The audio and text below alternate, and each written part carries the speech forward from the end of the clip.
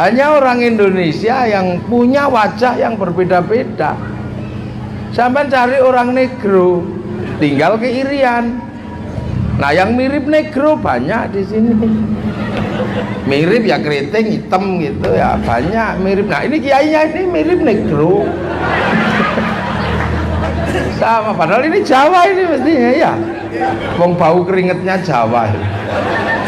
Jawa. Nah, itu. Nah, Cina hitam ada. Ya, ini Kiai Samsul ini kayak Cina tapi hitam. Nah, itu di Indonesia.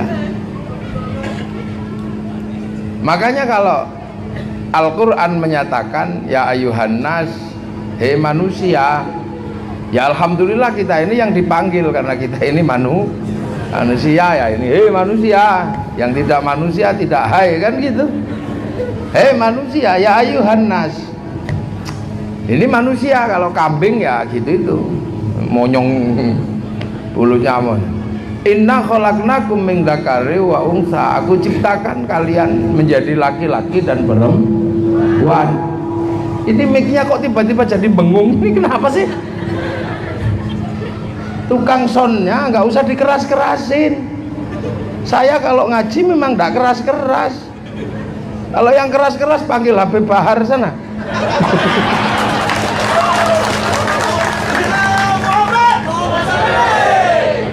Ya kalau yang pengen keras-keras panggil Habib Rizik, Habib Bahar dan keluarga besar FPI pasti keras-keras. Nah, kalau saya Kiai NU ngajinya ya begini, ini kelemar gitu. Makanya mic-nya jangan diperbesar biar kupingnya yang diperlebar. Dengar. Jadi ya ayuhan nas manusia, inna khalaqnakum min dzakari wa unsa. Aku ciptakan kalian laki-laki dan perempuan. Nah, ini laki-laki, ini perempuan. Ya kalau laki-laki punya pentol di sini, kalau perempuan enggak. Kalau laki-laki ya begini nih. Ini Allah yang bikin sampean. Ya enggak pernah nawar kan sampean minta laki-laki apa enggak dulu? Ya enggak, tahu-tahu jadi laki. Yang ini tahu-tahu jadi perempuan. Nah, bedanya cuma satu, kalau laki-laki itu sempurna, kalau perempuan nggak sempurna. Loh, makanya ar-rijalu qawwamuna 'alan nisa. Laki-laki itu lebih kuat, lebih segalanya dari perempuan karena laki-laki ini sempurna. Kalau perempuan nggak sempurna, makanya perempuan itu bisa disempurnakan. Kalau laki-laki sudah sempurna, nggak bisa disempurnakan. Bibir laki-laki ya begitu itu dari dulu. Ya itu sudah bibir sempurna lah. Kalau bibir perempuan kan nggak sempurna. Makanya bisa disempurnakan dengan dipakai benges, kasih lipstik karena belum sempurna. Lah iyalah, punya laki-laki dikasih lipstik ya jelek. Iya kayak bekantan. Lah itu laki-laki alisnya sempurna gitu, kalau perempuan belum. Makanya bisa dipakai celak, bisa dipakai. Laki-laki diculaki gini ya jelek. Loh, makanya perempuan itu karena belum sempurna, maka bisa disempurnakan. Maka laki-laki mesti ngerti itu, biar perempuannya sempurna, kasih fasilitas. Lah ya, tangan perempuan itu nggak sempurna kalau nggak ada gelangnya. Maka laki-laki tugasnya memberikan gelang biar tangannya sempurna.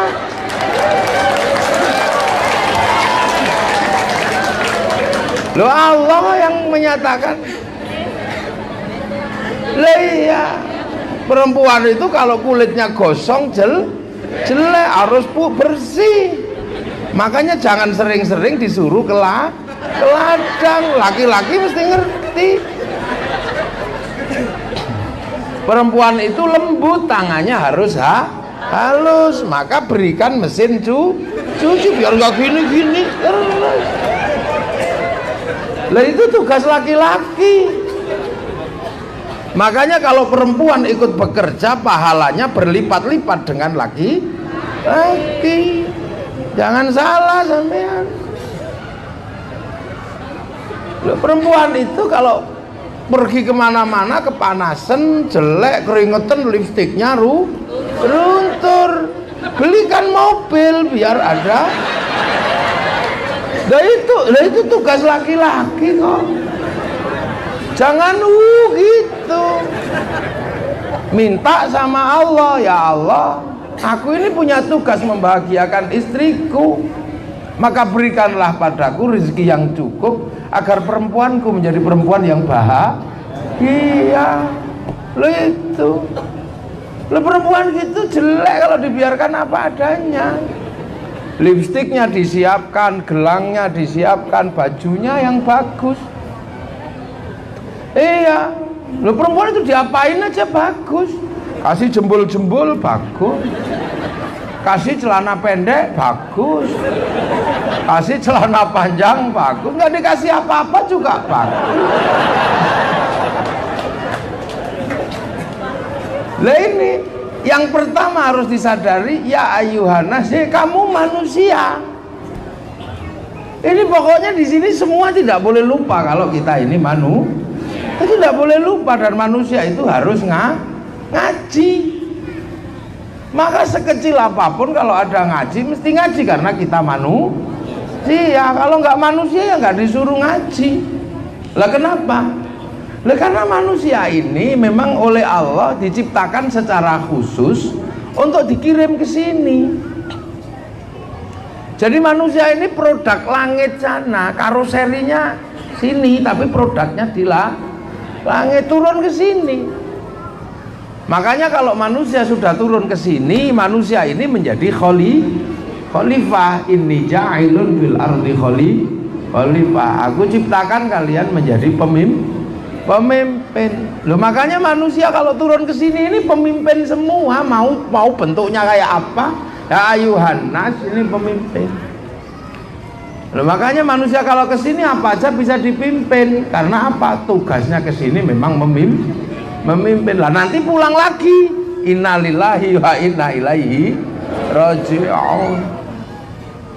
Lah mimpin apa? Ya mimpin yang penduduk sini.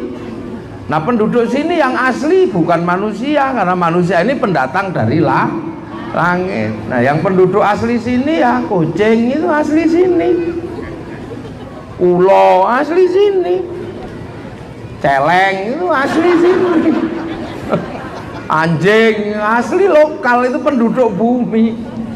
Makanya manusia itu bisa mengalahkan apa saja kalau sudah di sini. Singa itu sekuat apa di sini? Kalah sama manusia, kalah.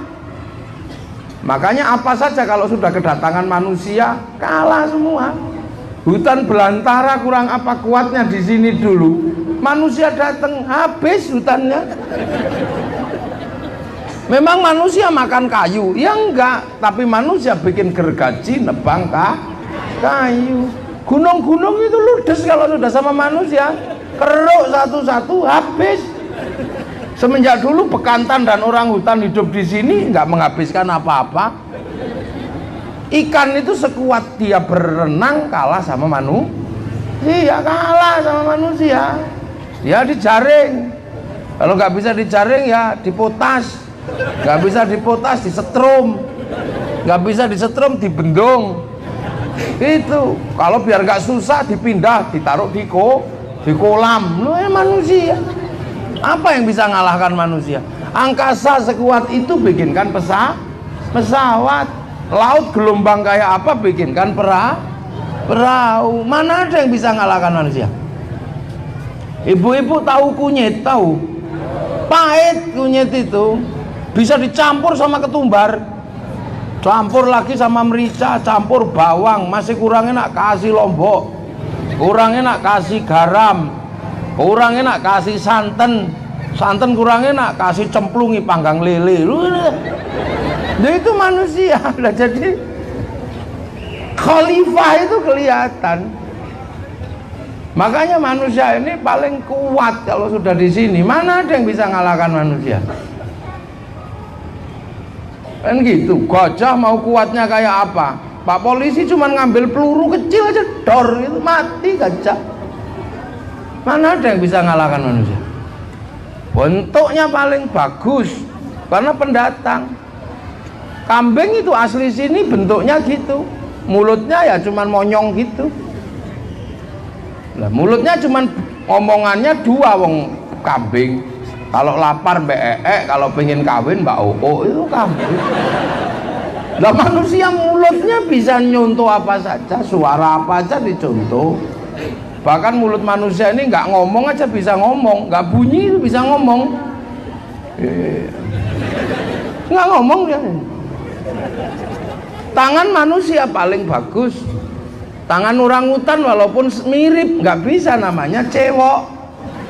Sampean tahu tuh mon orangutan cewok itu. Utawa orangutan utek-utek upil. Upil ini orang. Tapi tangan manusia karena pendatang dibikin menguasai apa saja. Satu gini, menguasai apa saja. Ini tangan manusia ini. Jangankan 5, 1 tok ini. Kalau sudah seorang panglima habis itu mau berapa juta orang, gini tok cukup, gak perlu peluru. Gitu. Seorang perempuan yang paling cantik pun bisa dibawa pergi dengan Nah ini tangan manusia. Ribut sama tetangga cukup dengan 1 jari. Wah itu bisa bunuh-bunuhan lah. Ini manusia. Nah ya ayuhan nas, hei manusia lah, kita ini yang dibilang hai itu. Yang tidak manusia ya tidak hai.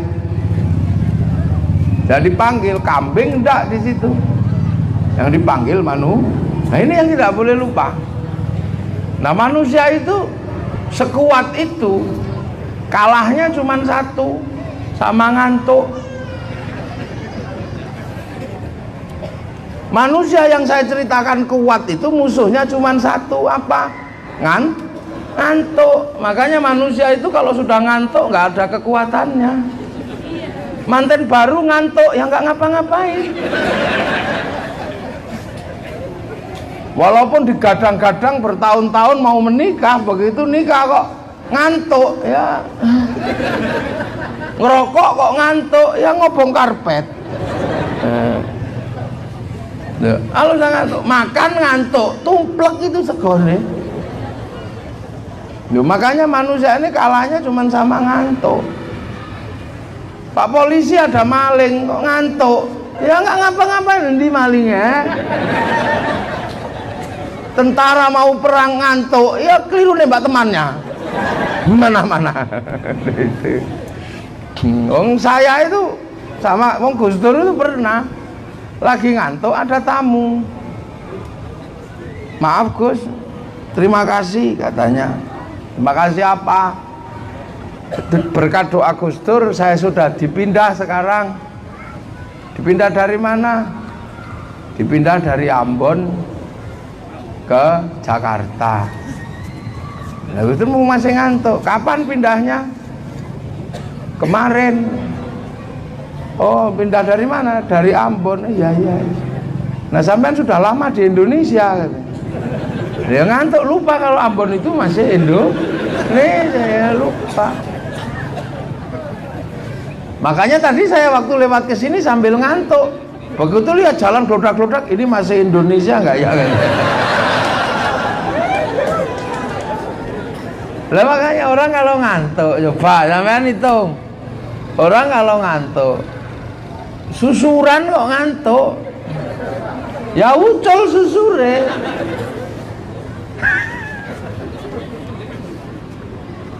Ada teman itu cerita, lama kan nggak ketemu sama istrinya. Nah datang ke rumah, lama nggak kumpul ya kumpul, ngantuk. Itu di tengah-tengah tidur. ya nggak ngapa-ngapain dong, tidur. Duh, makanya orang itu jangan ngantuan. Makanya orang kalau mau kuat jangan ngantuan. Rasulullah nggak ngantuk selama 15 tahun, naik turun gua Hira ya jadi nabi. Syekh Abdul Qadir Al-Jilani nggak ngantuk selama 25 tahun di padang pasir jadi Sultanul Auliya. Nah, makanya yang orang yang nggak ngantuan ini kuat-kuat. Ya, makanya orang dulu kalau punya cita-cita itu nggak ngantuan. Mencintai perempuan paling cantik mana ini? Rantau Pulung ya. Orang kalau dulu ditolak gitu melek udah. Menghilangkan ngantuk masuk masjid baca ya Rahmanu ya Rahim, I love you. Yang penting melek, jangan ngantuk. Kalau nggak mau ya Rahmanu ya Rahim ya baca Sunama Tekaji ajiku jaranku goyang ya I love you. Lah itulah orang kalau nggak ngantuk. Makanya kadang orang cari nomor pun kalau nggak ngantuk ya dapat. Nah inilah, ini kita jangan lupa kita ini manusia yang suatu saat akan kembali lagi kepada Allah. Nah bekalnya apa? Ya bekalnya yang ngaji itu. Bekalnya yang ngaji. Nah itu pulang. Innalillahi wa inna ilaihi raji'un. Yang kalau dari Jawa, dulu di Jawa diajari ojo lali sangkan paraning dumadi itu kan ada masih. Nah setelah kita lupa kita bukan manusia, kita ini adalah manusia, kita harus ingat bahwa manusia itu ada laki-laki dan perempuan. Ibadahnya juga beda. Yang laki-laki wajib Jumatan, yang perempuan enggak. Ibadahnya perempuan lebih enak daripada ibadah laki-laki kalau ibadah mesti berangkat perang. Kalau perempuan enggak, cukup di rumah aja ya kan. Kalau akikoh laki-laki wedusnya 2, kalau perempuan 1.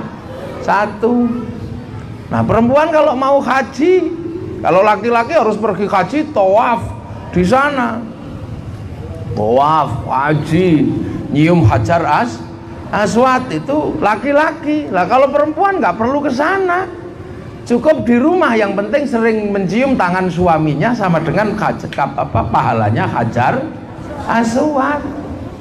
Ibu-ibu itu lebih enak kalau laki-lakinya assalamualaikum salam tuh, itu perempuannya dapat hajar aswad. Laki-lakinya ya cuma dapat pahalanya salaman aja. Lah iya, makanya perempuan itu dibikin sombong. Apa tangan jelek gitu. Padahal mau jelek mau bagus, kalau tangan suaminya dicium, perempuan dapat hajar aswad. Tapi perempuan dibikin sombong, nggak mau bungkuk sama suaminya. Kadang malah ambu rokok.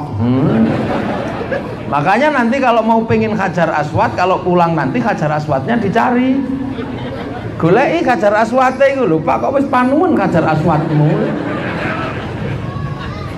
Perempuan itu lebih enak kalau mencari pahala di hadapan Allah.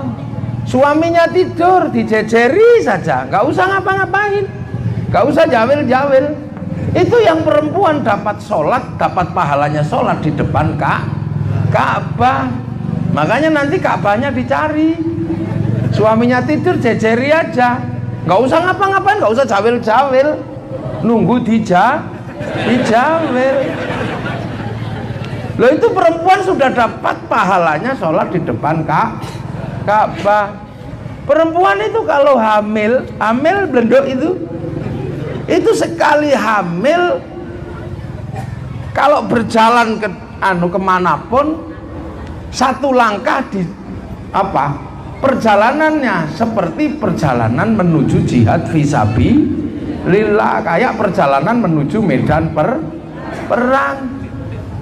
Siang kalau puasa dihitung pahalanya, siang kalau makan tetap dihitung pahalanya orang puasa.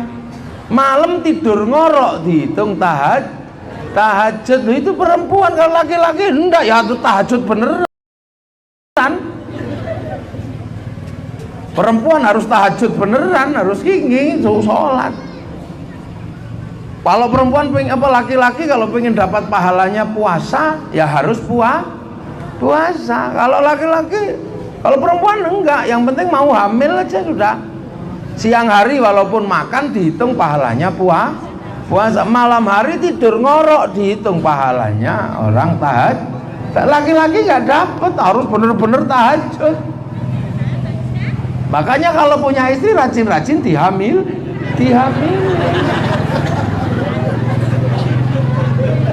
Lo kan gitu. Lo ini laki-laki dan perempuan. Makanya jadi laki-laki yang rajin ngamili perempuan. Kalau perempuannya hamil, siang makan dapat pahalanya orang puasa. Maka laki-laki yang bekerja mengopeni perempuannya yang hamil sama saja dengan memberi makan orang puasa. Pahalanya besar sampean. Malam perempuannya tidur dihitung tahajud. Sampean kasih makan sama dengan kasih makan orang tahajud. Istri hamil seperti jihad fisabilillah. Sampean menyenangkan perempuan hamil sama dengan menyenangkan perempuan yang sedang jihad fisabilillah. Lo enak kok. Jadi perempuan itu nurut, apa laki-laki itu nurut perempuan aja. Itu yang sampean harus tahu. Nah kalau nanti perempuan itu menyusui, satu cecepan itu sama dengan pahalanya 100 lah. Kalau anaknya ndablek nyusunya sampai 6 tahun. Loh itu maka jadi laki-laki benar-benar harus bisa menyenangkan perempuan, karena perempuan itu pahalanya dekat kepada Allah. Laki-laki cuma numpang aja. Kasih makan dia saat hamil sama dengan membiayai orang jihad fisabilillah. Enak kok. Lah itu mesti dimengerti setiap laki-laki. Makanya kalau ada mengatakan besok neraka ini perempuan itu masuk neraka, ya enggak lah. Kalau perempuan masuk neraka yang dicemplung ke dhisik yang laki. Kenapa perempuanmu sampai masuk neraka? Saya nggak open dulu. Kamu yang jadi masalah, pelung gitu dulu. Loh, jadi ini kalimat yang tersembunyi di balik tentang perempuan banyak di neraka. Itu Rasulullah menyembunyikan kalimat itu luar biasa. Loh kenapa? Wong wedok niku swarga nunut neraka katut kan gitu. Tapi pada dasarnya adalah kalau perempuan masuk neraka, ini pasti kesalahan laki-laki. Ya kenapa perempuan bisa masuk neraka? Ya laki-lakinya nggak open. Kenapa perempuan bisa ikut laki-laki lain? Lah yang laki-lakinya nggak tahu ngurusi yang perempuan tinggal udut mawon toh. Kalau laki-lakinya hebat, mampu nyenangkan, nggak akan kemana-mana. Perempuan itu mesti masih gitu. Lah itu Allah bagi pengertian laki-laki dan perempuan. Kenapa? Karena perempuan ini punya tugas berikutnya apa?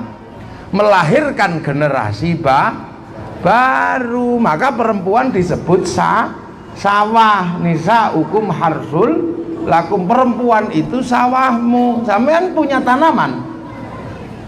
tanamannya apa? Sawit. Ditanam di mana? Di ladang. Lah kalau perempuan ladang, sampean ngerti nggak caranya nanam sawit?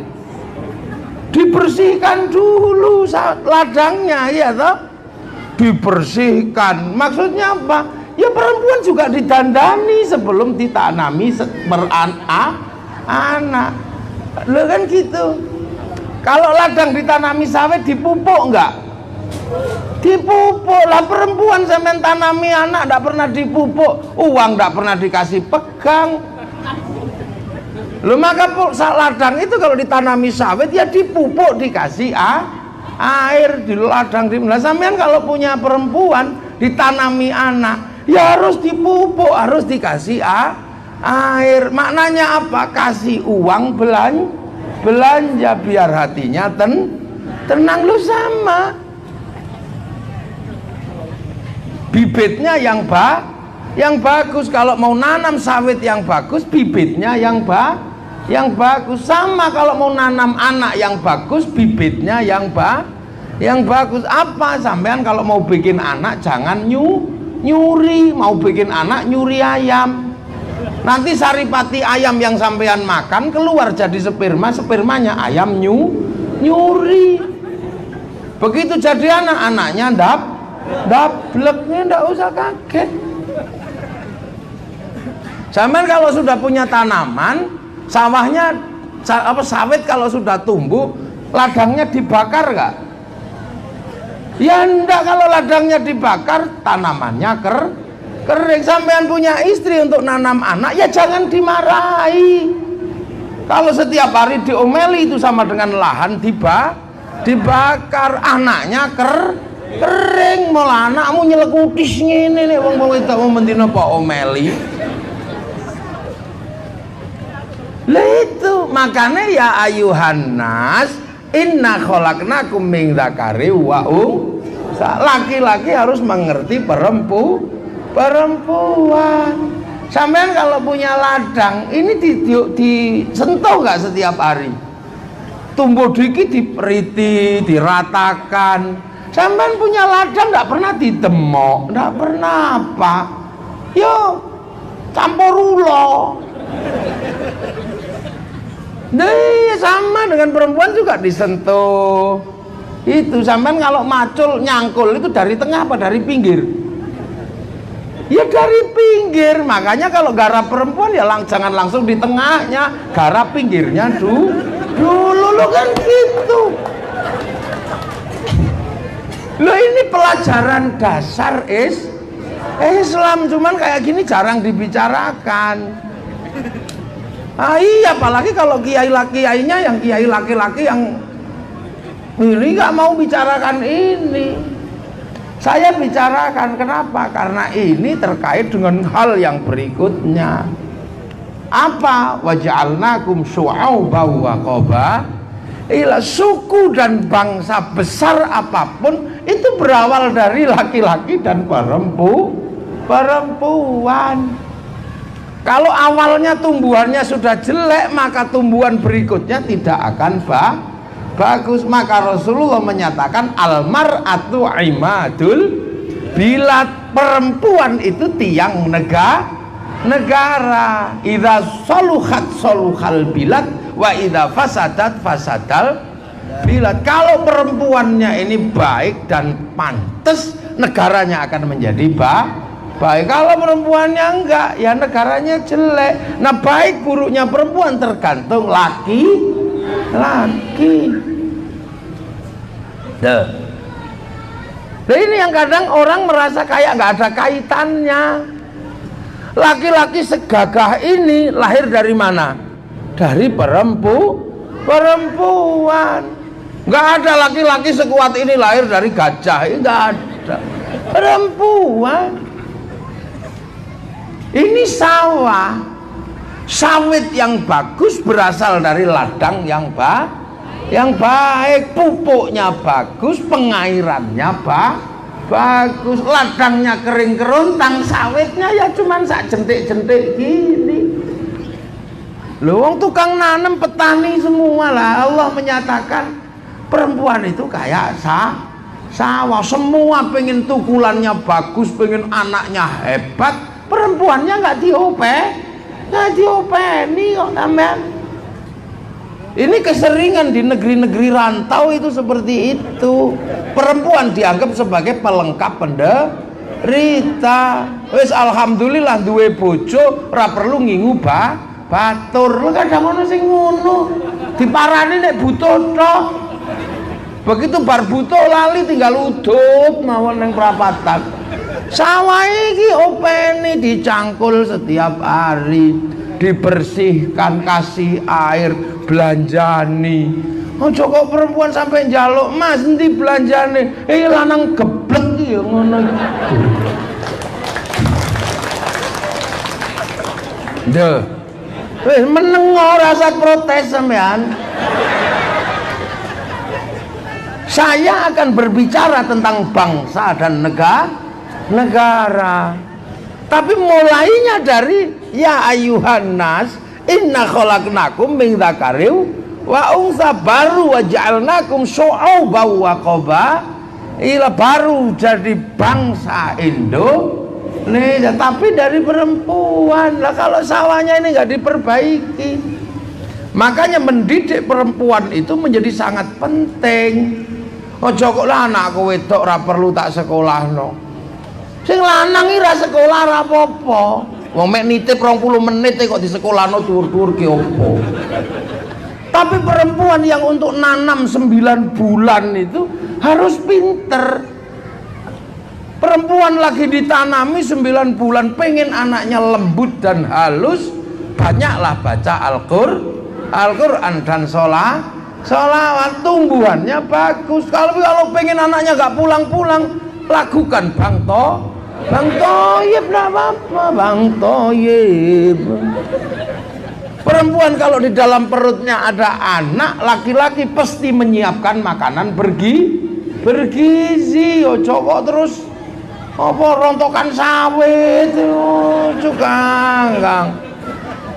Siapkan makanan bergizi biar anaknya sehat. Kalau keluar anaknya sehat, akalnya bagus. Siapkan ikan, siapkan kacang-kacangan. Ojo kok bojone meteng tiwul ayo. Iki lanang ini harus siap-siap di situ. Perempuan lagi hamil jangan dibikin sakit hatinya. Ibarat komputer kalau diinstal listriknya konslet ya instalannya rusak. Bakar besi untuk dijadikan peso kok apinya panas dingin. Ya peso ini ndak tajem. Nggodhog jagung banyune panas adem dipangan gara intut tekan dene lho. Nih yang pasti pengertian betul. Semua perempuan dan laki-laki sama pengen punya tumbuhan yang bagus, pengen punya anak yang bagus, pengen punya sawit yang bagus. Pupuknya jangan lupa perlakukan ladang dengan baik. Loh itulah 9 bulan tergantung ini, 2 tahun tergantung ini Allah yang menatakan apa? Min dzakari wa unsa. Ini perempuan tugasnya berat. Itu nah laki-laki kadang kalau tidak ngaji yang model begini kupingnya panas mate iki kiai ini. Bongko maring ini. Terserah sampean. Saya menyampaikan yang disampaikan oleh Allah Subhanahu wa taala yang bikin kita kok. Allah yang bikin kita. Ya Allah pasti apa pelingnya begitu min dzakari wa unsa. Ini tuh nanem ini selama 9 bulan di dalam perut ini tidak boleh disakiti. Anakmu autis kalau ini sakit. Nanem juga harus hati-hati. Kalau nanem kok ngantuk, anaknya bodoh. Diulang tek kapur sekilo ora nyantol belas itu ngarang ngantuk ini ya. Garap sawah jangan sambil emosi kepacul sampean. Makanya kalau mau bikin jangan emosi, cepetan Pak, ayo Bu, cepetan Bu, cepet loh anak koclok. Ayo kami Pak belikan sepatu sesuk besok nah, itu maksa biasanya. Lu ini diajarkan. Ini mumpung para petani semua, petani sawit, bibitnya yang bagus, tanam yang bagus, 2 tahun kasih susu, gizinya jangan sampai kurang karena saripati kehidupannya diambil oleh anak itu. Dan jangan dimarahi kalau perempuan menyusui. Kenapa? Jantung itu persis di bawah payudara. Nek jantungnya panas maka air susunya mengalami apa? Kelainan senyawa karena diumupi oleh kompor di bawah payudara. Ibarat santen nek ke blondo. Makanya yang tenang, bikin tenang perempuan. Ibarat ayam ini sedang mengeram. Ayam mengeram itu makanannya jangan terlalu jauh. Kalau totolannya jauh, dia naik turun petarangan doke koplak tak kandhani. Bener-bener sampean ini kayak ngomong babon, berkoplak nanti. Nggak boleh dimarahi, jangan dipukul dan jangan sakiti. Malah kadang ono sing babone angkrem tinggal neladung babon liya. Lah iki ngono. Ono ngono iku nang kene. Oh ngono ku delokane to, nek tukulamu nying aja mbok salahno. Karena apa? Kehidupan berikutnya ini tergantung perempuan. Sekarang lihat anak laki-laki dan orang laki-laki dan perempuan. Mana ada laki-laki bawa anaknya 1, 2, tapi anaknya di sini semua. Loh, mangku anak. Makanya jadi perempuan itu berat. Wes gembol gendong. Wong lanang itu apa? Nyonyo pergi sudah. Tapi kalau nuturi kamu dek didik anak, begitu anak bapak ngorok, ibunya bangun. Memang laki-laki itu sok-sokan tok. Guayanya didik itu belum, saya ini laki-laki sama. Iya, anak ngising, saya ini nyutup hidung, istri saya yang ngewok. Loh, makanya anak itu kalau sama ibunya beda. Anak itu kalau sama ibunya itu gendong anak, pegang pek, tempel kayak gitu, tidur. Coba bapak bawa pelan-pelan, tangi anak ini, itu. Anak itu kalau tidur nyungsep di kelek ibu, enggak apa-apa. Coba nyungsep di kelek bapak, langsung nyinyir gini.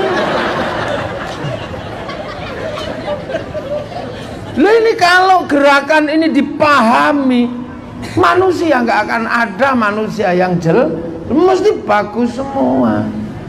Kuncinya di sini, makanya sampean ini babon harus sadar betul kedudukannya sebagai babon. Sampean ini jago, kudu ngerti persis tugasnya jangan ngerti. Coba anak itu kalau sama ibunya, ya Allah, anak saya itu, saya punya anak 4. Subuh itu ibunya wis pidato. Tiap subuh nggak mau bangun, mbak mulai gitu. Engkau nek ibunya mangkel dicubit diong gitu. Itu anak saya itu makan salah, pakai sepatu salah, mandi salah. Jadi setiap hari itu diomeli ibunya itu 50 episode.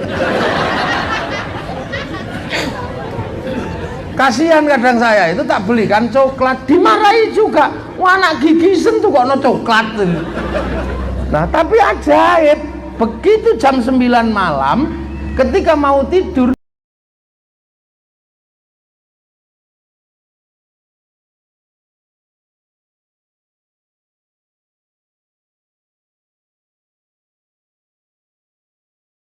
yang dicari itu ibunya, bukan saya. Bu Kunti. Oh, makanya saya lihat kehidupan perempuan itu lebih berat dari laki. Maka perempuan itu hidupnya stres, makanya suka ngomel. Makanya kalau sampean laki-laki dengar perempuan ngomel, nggak usah kaget, itu sedang buang sampah. Nah, laki-laki itu tempat sampah. Makanya kalau perempuan lagi buang sampah, laki-laki sampahnya tempatnya jangan ditutup, nanti sampahnya keleleran dibuang ke tetangga. Sampahnya di SMS kan ke tetangga, mumet sampean. Setiap ada masalah buang sampahnya ke tetangga, akhirnya so gelut itu gara-gara bojone sampean pindah ke tetangga. Makanya laki-laki gitu. Nah, itu laki-laki perempuan harus pinter. Ceritanya jangan kancil nyolong timun, jangan. Bikin cerita yang hebat. Makanya perempuan ini sekolahnya mesti pinter. Di dapur mesti pinter, di sumur mesti pinter, di kasur mesti pinter. Nah, perempuan ini kalau di kasur harus pinter, laki-laki nyiapkan kamar yang bagus, kasurnya yang bagus, ojo kok tinggi tok.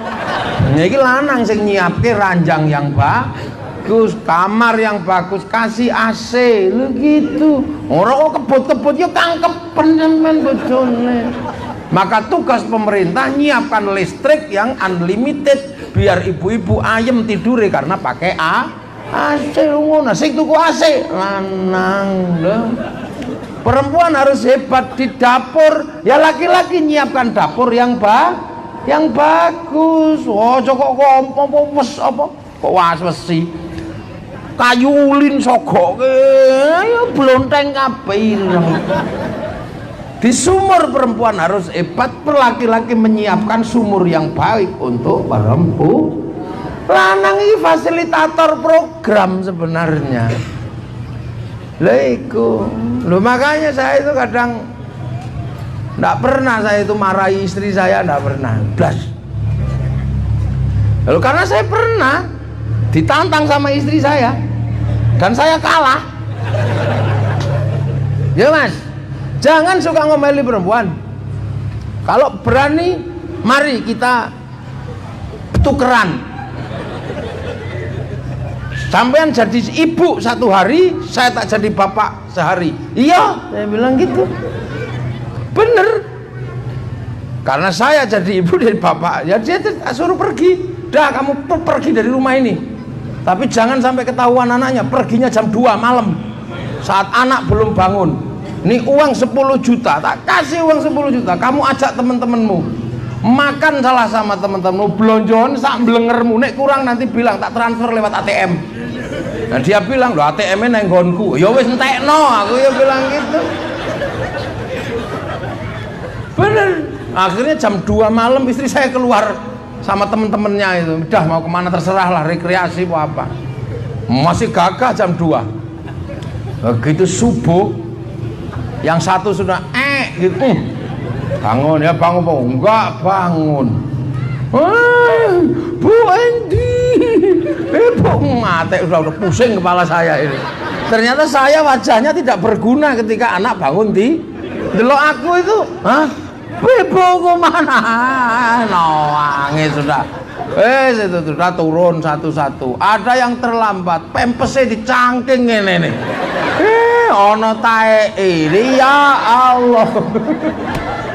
Ini pengalaman.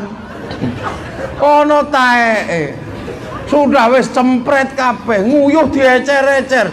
Ada yang dari kamar ke kamar mandi sambil ngompol. Wis mulai pusing kayak, Masya Allah, ini setiap hari kerjaan istri saya. Mulai saya terbayang wajahnya ini. Iya. Bis itu mandi tak kosoi, kasar dikit ngamuk. Kanyepen. Airnya kurang hangat. Masalah. Dulang itu kalau istri saya itu dulangnya itu dijejer terus lep kayak anakan burung. Saya yang dulang diulang, disempurno. Jarene kegedenan. Mate saya ini kimaran. Woi, ono sing ratri mau piring diuncal. Iya. Stres saya. Ndasku wis mulai kopior. Pakai pakaian sekolah kuali.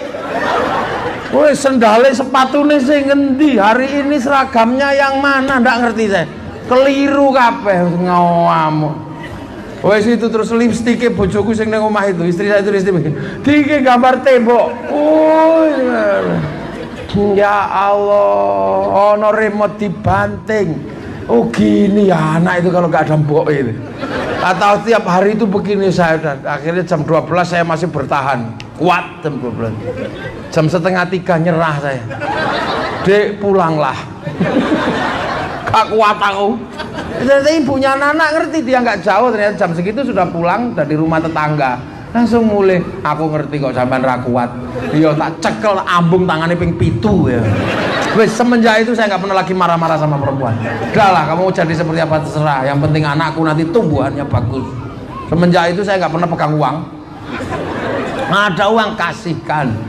Lah uang kalau dipegang laki-laki ini uang surga.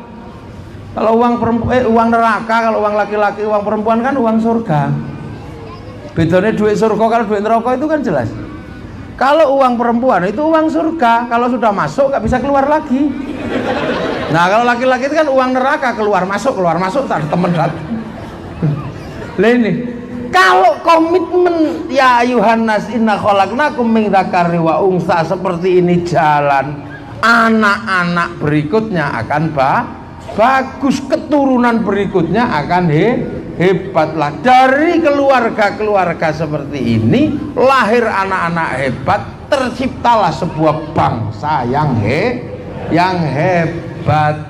Baru waj'alnakum syu'auban wa qabaila, aku bikin berbangsa-bangsa, bersuku. Suku ini bangsanya bagus. Itulah kenapa saya kok menyampaikan ini. Karena kadang kita tidak mengenali itu, dipikir bangsa itu terjadinya karena tiba-tiba. Lah kita ini kebetulan dikasih Allah sebuah bangsa yang namanya bangsa Indonesia. Bangsa Indonesia ini terdiri dari suku-suku, dari bangsa-bangsa yang berbeda menjadi satu negara kesatuan Republik Indonesia. Di Arab itu satu bangsa, di Eropa satu bangsa, Arab satu bangsa, itu saja menjadi puluhan negara. Eropa satu bangsa dipikul puluhan negara. Tapi betapa rumitnya Indonesia ketika puluhan bangsa dipikul satu negara kesatuan Republik Indonesia. Maka menjadi bangsa Indonesia itu nggak mudah, berat. Maka persiapannya adalah keluarga-keluarga yang hebat. Kita ini puluhan bangsa, dan Allah kebetulan memberikan kita ini bangsa yang paling baik di muka bumi, namanya Indonesia. Ada bangsa namanya Arab. Allah bikin bangsa itu memang bentuknya bagus, tinggi, besar, hidungnya mancung, matanya bagus. Tapi Allah menempatkan bangsa Arab di buminya yang sangat ekstrim, panasnya kayak begitu, airnya susah, tumbuhannya tidak ada. Makanya dibikin cantik sama ganteng. Kenapa? Karena nggak ada air, biar kalau nggak mandi dan tetap cantik dan ganteng. Lah kalau dibikin jelek-jelek begini terus tidak mandi, ya tambah jelek. Makanannya susah, makanya makanannya orang Arab itu cuman daging, roti sama kurma. Lah makanya menghasilkan makan 3 jari, karena yang dimakan kurma. Di sana keras karena air susah, hidupnya panas. Kalau mau makan mesti berburu. Loh makanya kesana kita ini dibikin Allah di negeri ini, matur nuwun, alhamdulillah. Ada bangsa dibikin Allah tinggi besar, rambutnya merah, tapi Allah menempatkan di tempat ekstrim namanya Eropa. Orang Eropa itu ada waktu 4 bulan sampai 6 bulan kehilangan matahari. Kalau sudah kehilangan matahari, hawanya min 20 derajat, dinginnya luar biasa. Nah kalau sudah kena musim dingin, orang Eropa tidak punya matahari, kehilangan sinar ultraviolet. Kalau kehilangan sinar ultraviolet, maka kulit perempuan pigmennya hilang, warnanya berubah jadi bintik-bintik kayak kulit tekek.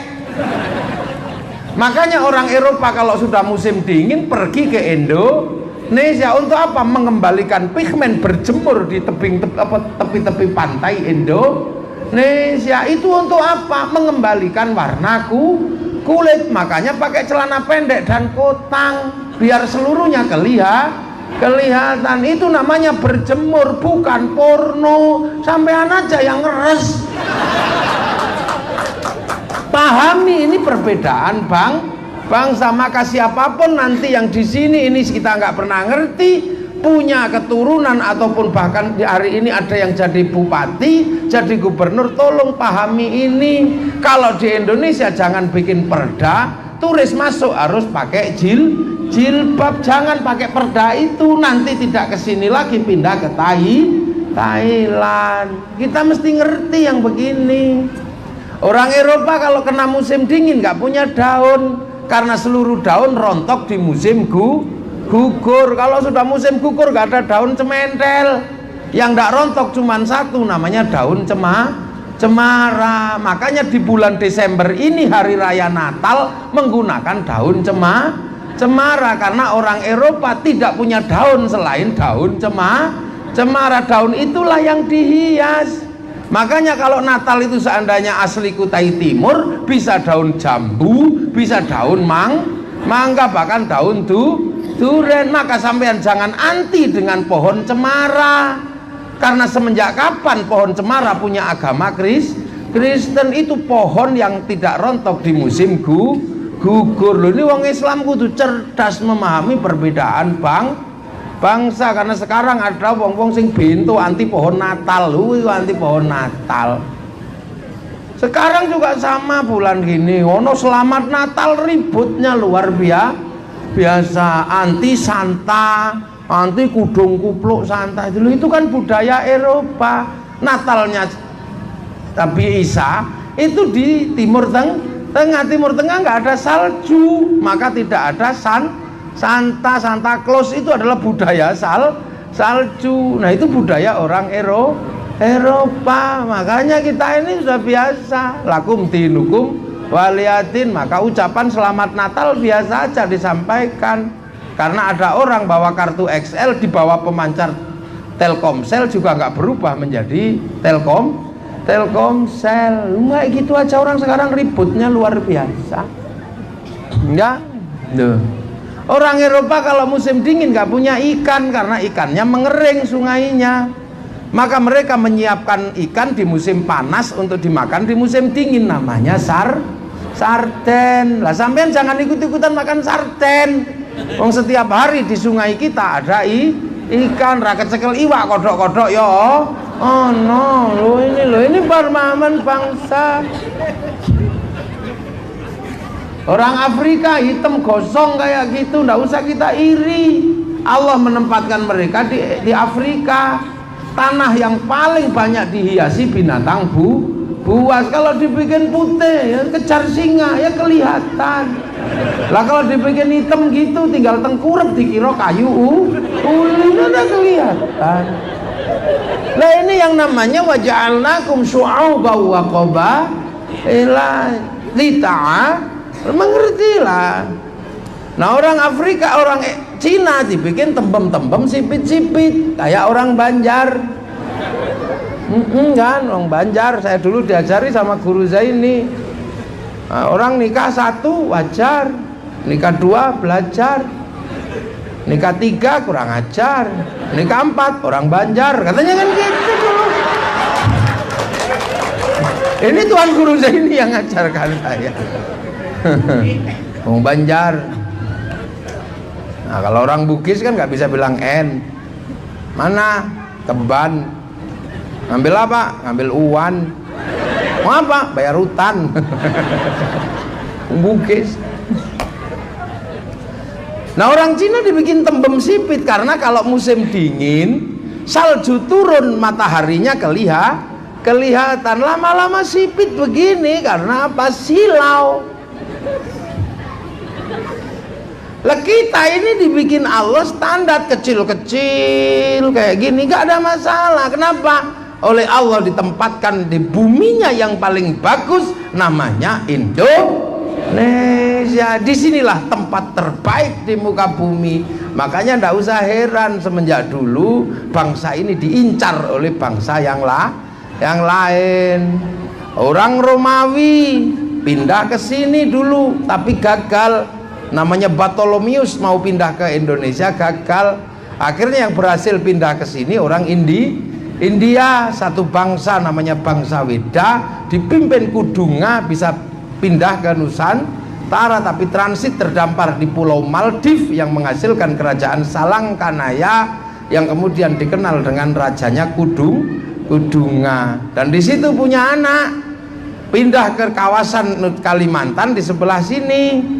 Itu punya kekuatan besar kerajaan namanya Kutai Kartanegara, rajanya namanya Mulla Warman. Punya anak namanya Dewa Warman, geser ke ujung kulon Pulau Jawa, bikin kerajaan Saluko Negoro. Punya anak namanya Purnawarman, masuk pedalaman Jawa Barat, bikin kerajaan Tarumanegara. negara, punya anak Sinasana bikin kerajaan Galuh di selatan Jawa, punya anak namanya Sanjaya memperkuat kerajaan besar namanya kerajaan Mataram, yang dari situ punya keturunan Balaputra Dewa memperkuat kerajaan Sriwijaya, punya keturunan Sindok ke Jawa Timur memperkuat kerajaan Kadiri, kerajaan Doho, punya keturunan besar namanya Kertanegara jadi raja di Singosari. Lah punya menantu besar namanya Wijaya mendirikan Majapahit, menguasai 2/3 dunia. Jadi usul-usulnya dulu tetap dari Kalimantan Timur. Maka disinilah cikal bakal kerajaan kuat di Nusantara. Maka orang Kalimantan Timur punya tugas berat. Kau yang mulai, jangan sampai kau yang mengakhiri. Ya inilah ya, jangan sembrono sampean. Makanya ini turunan raja semua orang Kalimantan Timur itu, Kutai Timur, tim segala macam ini. Makanya disinilah pusatnya orang-orang hebat. Makanya keturunannya ya sama, akhirnya jadi orang-orang hebat. Kalau hebat-hebatnya luar biasa, kalau dablek ya dableknya luar biasa. Itulah, jadi makanya orang-orang Jawa, orang-orang mana pindah ke sini sebenarnya napak tilas perjuangan sejarah kerajaan Nusantara. Nah, ketika Majapahit berakhir, kemudian datanglah Islam. Islam menata dari Sabang sampai Merauke, ditata dengan segala kekuatannya. Yang tadinya raja, hamba, kawulo, gusti, raja-raja besar, dimasukkan konsep Islam namanya musyarakah, hidup bersama, yang dikenal dengan nama masyarakat. Agar bangsa dalam masyarakat ini saling memahami, saling bertanggung jawab, maka yang tadinya raja dan hamba dirubah menjadi ra'iyah. Kullukum ra'in wa kullukum mas'ulun an ra'iyati, diserap ke bahasa Indonesia menjadi rakyat. Lah ini TNI Polri semuanya harus ngerti yang kayak begini, biar tahu, biar nggak kaget lihat khilafah itu apa. Nah, ra'iyah kalau berkumpul, maka kemudian inilah yang disebut musyawarah, karena wasyawirhum fil amri, bermusyawarah lah. Kalau bermusyawarah kemudian apa? Jangan menang-menangan sendiri. Tidak menang-menangan sendiri itu namanya majelis. Tafassahu fil majalis fafsahu yafsakhillah. Lah kalau mau ngangkat pemimpin itu harus memahami ini semua. Wasi'a kursiyus samawat, masuklah istilah kursi, maka kursi bupati, kursi presiden. Lah karena yang bangun ini semua adalah para wali, maka kawasannya disebut wilayah al-wali, meninggalkan wilayah, dan itu kemudian jadi wilayah negara kesatuan Republik Indonesia. Dan bahasa musyarakah, ra'iyah, musyawarah, majelis, kursiyun, wilayah bukan bahasa orang biasa, bukan bahasa tongkrongan, tapi itu adalah bahasa resmi Undang-Undang Dasar Negara Republik Indonesia.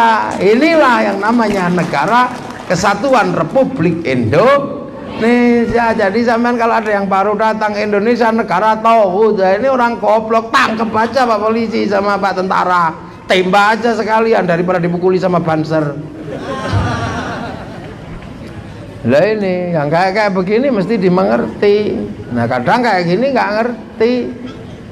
Itu makanya kadang aparatur keamanan ini terlambat, karena kadang nggak ngerti. Ini bahasa agama kan gitu. Ini bahasa agama, kadang nggak ngerti. Kiai-kiai di kampung-kampung kadang juga nggak ngerti. Dipikir ini Islam, negara Indonesia negara tauhid, terus percaya. Loh, negara paling Islam di dunia ya Indonesia ini. Majelis Permusyawaratan Rakyat, Dewan Perwakilan Rakyat, pemimpinnya namanya hakim, tempatnya namanya mahkamah. Ini bahasa Arab kabeh dul. Nah, ora ini loh. Gitu. Nah, ini semua kita terima kasih. Allah menempatkan kita di Indonesia. Yang kedua, kita masih mendapatkan bagian agamanya Allah, namanya Islam. Walaupun kita sudah jauh masuk di rantau pulung, ini dulu kan bukan tempat manusia, tempat munyo. Lah kita sampai sini masih kebagian agamanya Allah jauh. Waktunya sudah jauh 1500 tahun, tempatnya jauh. Tempatnya yang satu di Arab, yang ini di Indonesia. Nah, kurang apa? Jauhnya kayak begini. Afrika itu dekat dengan Arab, gak kebagian. Eropa dekat dengan Arab, gak kebagian. Lah kita sejauh ini masih kebagian. Maka kita terima kasih ngaji bareng kayak begini. Walaupun bagiannya nggak banyak. Ada yang cuman kebagian Qurannya banyak, ada yang cuman kebagian Yasin, ada yang cuman kebagian Kulhu, ada yang cuman kebagian Bismillahirrahmanirrahim, ada yang cuman kebagian Nun Bu, Nun, ini ya Quran. Sholat sebegitu banyak, ya Alhamdulillah. Ada yang kebagian setahun sekali Lebaran, ada yang cuman kebagian seminggu sekali Jumatan, ada yang cuman kebagian maghrib tok. Wis matur ndak usah ribut. Hadis begitu banyak, ada yang kebagian innamal a'malu bin niat, ada yang kebagian kullu bid'atin dhalalah wa kullu dhalalatin finnar. Maka hadis dua itu ribut, ada yang bilang bid'ah, yang satu bilang ya tergantung niatnya. Nah gitu aja. Lah itu karena ya orang jauh. Doa sebegitu banyak, alhamdulillah kita kebagian dua. Yang satu doa makan, yang kedua doa matur nuwun. Tahu orang jauh. Makanya umat Rasulullah yang sejauh ini harus berbahagia, masih kebagian agamanya Allah. Tapi yang namanya jauh ibarat sungai, yang hulu itu jernih, yang muara itu sudah kotor, udah campur-campur. Makanya Islam yang di sini udah campur-campur, wong sudah di muara. Kalau Islam yang di hulu itu sahabat ya murid Rasulullah ya jernih, bagus semuanya. Tapi semakin kesini ya semakin jadi kayak begini ini. Ya biasa aja, kalau muara itu campur. Umat Rasulullah kalau zaman akhir gak bisa bersih lagi, gak bisa. Makanya Rasulullah cuma menyatakan mayyuridillahu bihi khairan yufaqihu fiddin. Siapa yang dikehendaki baik maka dia dikasih ngerti dalam urusan agama. Lah khairan di situ itu nakirah. Khairan itu kalau nakirah maknanya khairan kamilan, kebaikan yang sempurna. Lah kebaikan yang sempurna itu bukan milik manusia. Makanya kebaikan manusia itu nggak bisa sempurna. Sempurnanya kapan? Kalau digabung dengan kesempurnaan yang lain. Contoh, baik itu nggak sempurna. Malam hari ini yang paling baik siapa? Ya saya. Lu malam hari ini yang paling baik ini orangnya, kalau mau ditanya. Duduk sendiri di atas, datang disambut salaman, sungkem apa? Oh ditemani sama perempuan, bagus. Nah ini kiai, bajunya putih, suguhannya 6. Mana ada orang disuguhin 6? Air semua.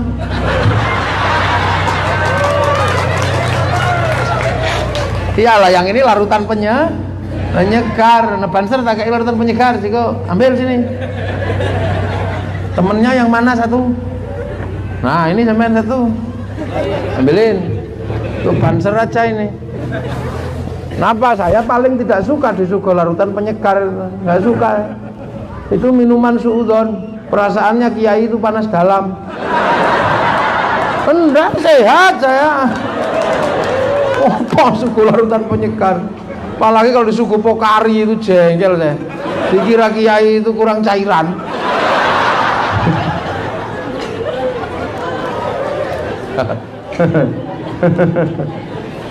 Loh.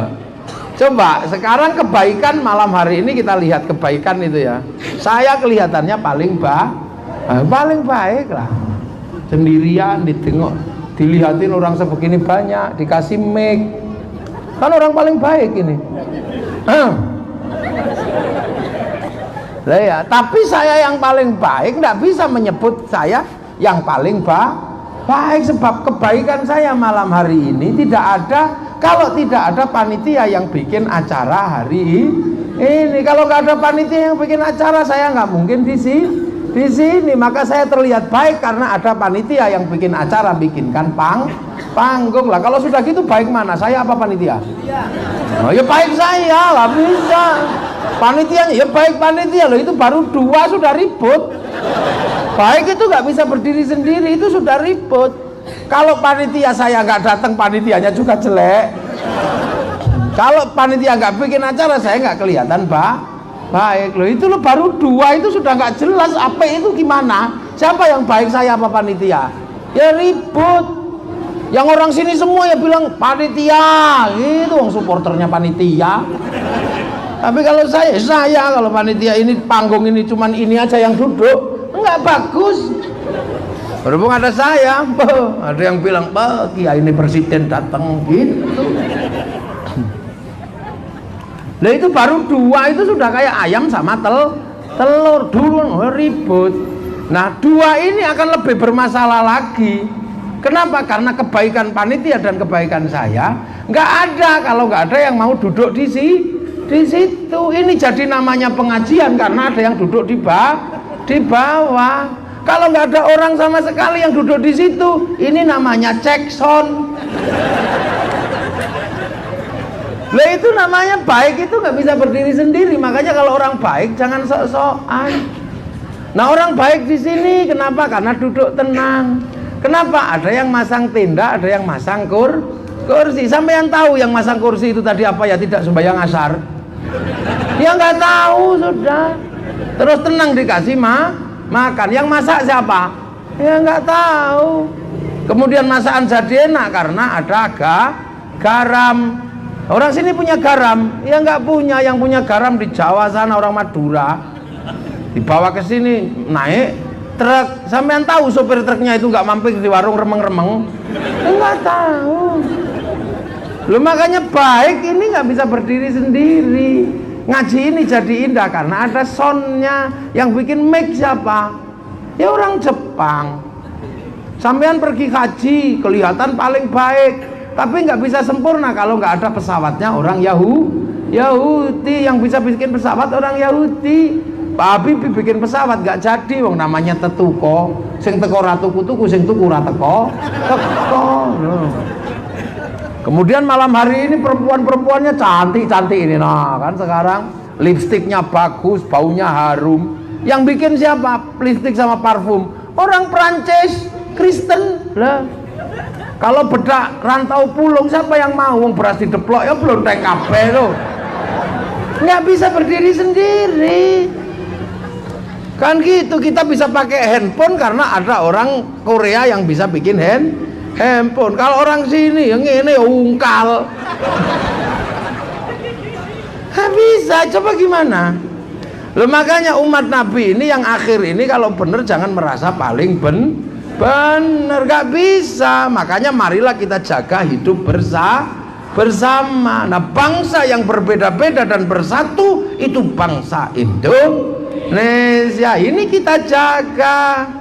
Kan gitu. Makanya sekarang begitu orang tidak mau jaga, pengennya sendiri-sendiri. Yang bangun bangsa ini tahu bangsanya berbeda, maka benderanya bendera bersama, namanya merah putih. Lah merah putih ini dulu Belanda marah karena ini yang akan mempersatukan perbedaan Indonesia. Sebab Belanda paling suka politik pecah belah. Begitu menemukan simbol hidup bersama antar bangsa dan suku, merah putih, kibarkan bendera marah, Belandanya marah.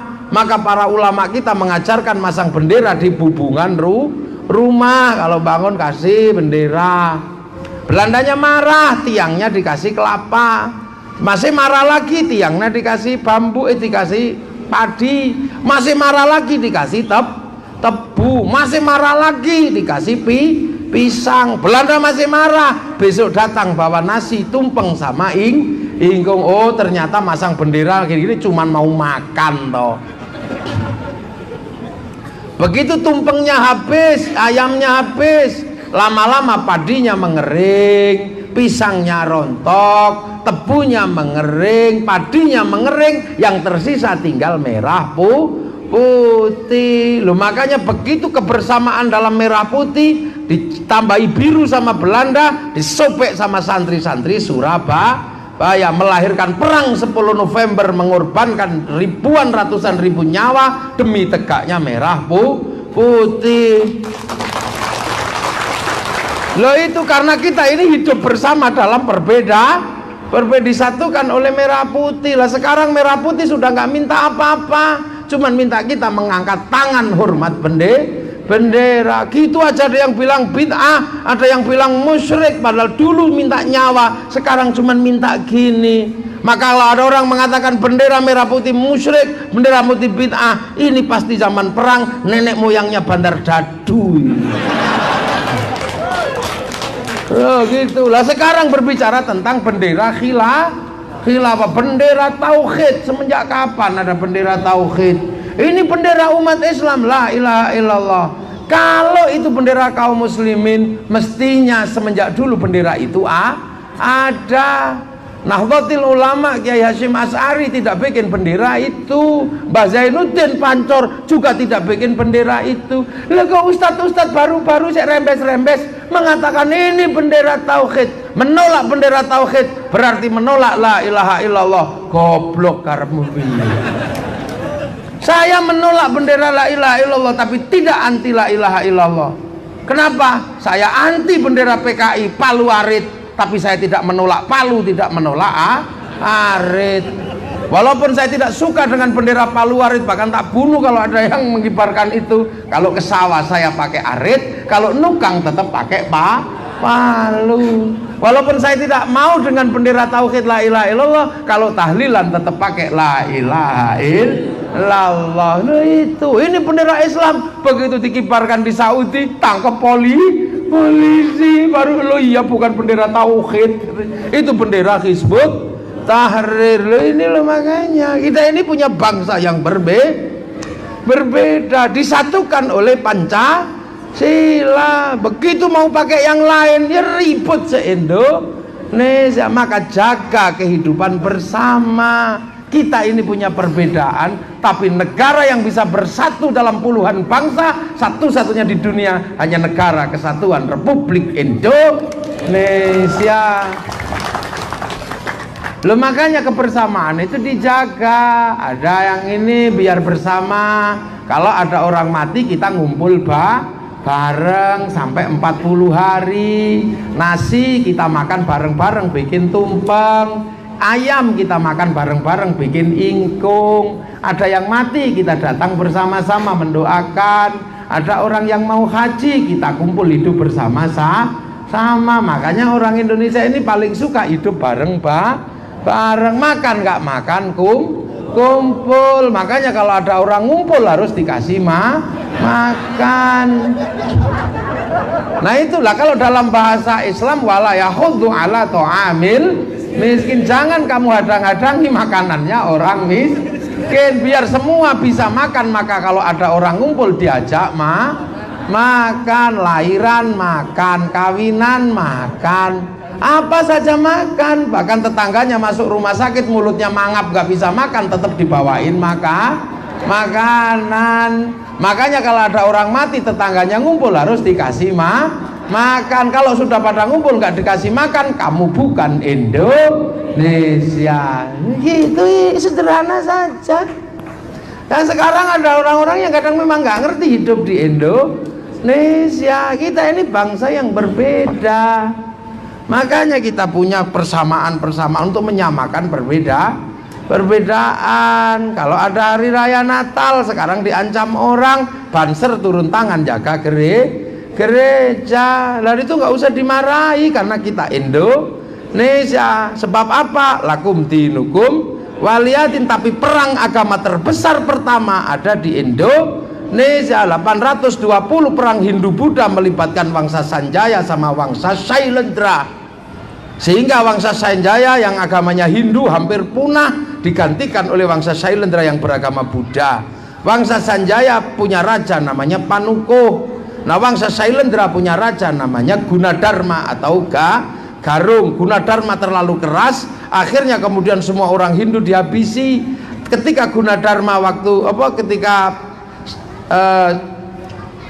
Semaratungga melakukan pembantaian atau garung, orang Buddha, orang Hindu kalah semua. Makanya ketika orang Buddha mau bikin candi, karena rajin perang nggak punya nggak punya arsitek. Karena nggak punya arsitek, maka cari arsitek. Kebetulan ketemu orang Hindu namanya Panukuh atau si Gunadarma. Akhirnya didirikanlah candi Buddha. Karena yang bangun orang Hindu, maka nuansanya Hindu, candi Borobudur. Setelah itu rukun, karena anak Semaratungga namanya Pramodawardhani jatuh cinta sama Panukuh atau orang Hindu. Menikahlah orang Buddha sama orang Hindu. Akhirnya orang Hindu jadi raja di kerajaan Buddha, bergelar Rakai Pikatan. Semenjak itu rukun, tidak lagi ada ribut Hindu Buddha. Lah orang-orang itu kemudian pindah ke Palembang, Balaputra Dewa gak ribut agama, Sriwijaya jadi besar. Sindok ke Jawa Timur gak ribut agama, jadi besar. Maka di zaman Majapahit kerajaan-kerajaan besar adanya di Nusantara. Semenjak itu rukun, maka dirukunkanlah dalam Bhinneka Tunggal Ika oleh namanya Empu Tantular zaman Majapahit, saling menjaga semenjak itu. Maka kalau sekarang ada banser jaga gereja, itu adalah warisan asli bangsa Indonesia. Ini paham mono. Seperti kita disuruh makan, diwarisi makanan asli, jenenge telo, jenenge beras. Minumlah, dikasih warisan namanya dawet. Tuh kan ini bangsa. Maka kita kadang kalau nggak nginget bangsa ini, kita akan ribut. Jadi lah, maka kita jangan ini. Makanya dulu kerajaan-kerajaan kita besar. Nah sekarang jadi seperti ini. Maka kalau ada orang-orang yang mencoba membangkitkan semangat perbedaan, menghancurkan semangat perbedaan, singkirkan. Sekarang ada orang kumpul disebut bid'ah, orang ngasih makan mati musyrik apa. Orang-orang kayak gini mesti harus dicurigai. Ini pasti ngajak perbedaan ini agar menjadi bangsa yang runtuh. Untung di Indonesia ada santri-santri. Setiap ada kelakuan orang begitu dihadang sama pasukan santri Indonesia. Begitu Suriah nggak ada yang hadang, Afghanistan nggak ada yang hadang, semua menyatakan mari kita kembali kepada zaman-zaman Rasul. Ribut sekarang jebol bangsanya, agamanya hancur, bangsanya rusak loh ini loh. Maka di Indonesia kita waspada dengan gerakan-gerakan itu. Sudah benar kalau TNI Polri menghadang Hizbut Tahrir. Maka siapa di sini kok masih pakai bendera itu, tangkep aja, nggak apa-apa. Nanti kalau butuh dalil tak kasih dalil. Dan inilah kita di Indonesia, umat Rasulullah. Kalau baik nggak bisa berdiri sendirilah. Dua hal itu kita jaga. Diwarisi Islam kita jaga, diwarisi NKRI harga mati. Kalau pengen ngerti kan itu. Maka kalau Pak Polisi sama Pak TNI ada NKRI harga mati banser, nggak usah kaget. Itu adalah semangat kaum santri ketika diwarisi bangsa dan negara. Lah, inilah ya. Amma ba'du. Loh ini baru muqaddimah. Lah ya baru pembukaan. Loh kan saya belum mulai ngaji, ini mendudukkan persoalan. Bahwa kita punya agama, kita punya bangsa, dan ini harus dijaga. Loh ini loh. Ini yang penting. Loh iya kan? Nah itu makanya kita ini jaga, kita ini disadarkan, kita Indonesia. Dan kita ini adalah pengikut Rasulullah yang ada di Indonesia. Nah namanya pengikut Rasulullah yang ada di Indonesia, yang nggak bisa sama dengan apa yang pernah dilakukan oleh sahabat, nggak bisa sama. Makanya ada ilmu namanya ahli sunnah wal jamaah. Nah, ahli sunnah ini Rasulullah, jamaahnya Rasulullah itu sahabat, jamaahnya sahabat itu tabi'in, jamaahnya tabi'in itu tabi'ut tabi'in, jamaahnya tabi'ut tabi'in itu tabi'ut tabi'in, dan seterusnya. Nah, makanya kita ini kalau ahli sunnah wal jamaah, kita ini jamaahnya para ulama, para kiai yang ada di sini. Contoh Kiai Bakri, ini Nahdlatul Wathon, muridnya Kiai Zainuddin Pancor. Saya di Jawa punya kiai namanya Kiai Maimun. Kiai Maimun ini muridnya Kiai Abdul Hadi, muridnya Kiai Hasyim Asy'ari. Kiai Zainuddin Pancor hubungannya juga dengan Kiai Hasyim Asy'ari. Kiai Hasyim Asy'ari ngerti Islam karena punya bapak namanya Kiai Asy'ari. Kiai Asy'ari diajari sama Kiai Khairon. Kiai Khairon diajari Islam oleh Kiai Abdul Wahid. Kiai Abdul Wahid diajari Islam sama Kiai Abdul Halim. Kiai Abdul Halim diajari Islam sama Kiai Sufyan. Kiai Sufyan diajari Islam sama Kiai Jabbar. Kiai Jabbar diajari Islam sama Kiai Abdul Rahman Sambu. Kiai Abdul Rahman diajari Islam oleh Mbak Abdul Halim Benowo. Diajari Islam oleh Mbak Cokrojoyo Sunan Geseng. Diajari Islam oleh Raden Syahid Sunan Kali.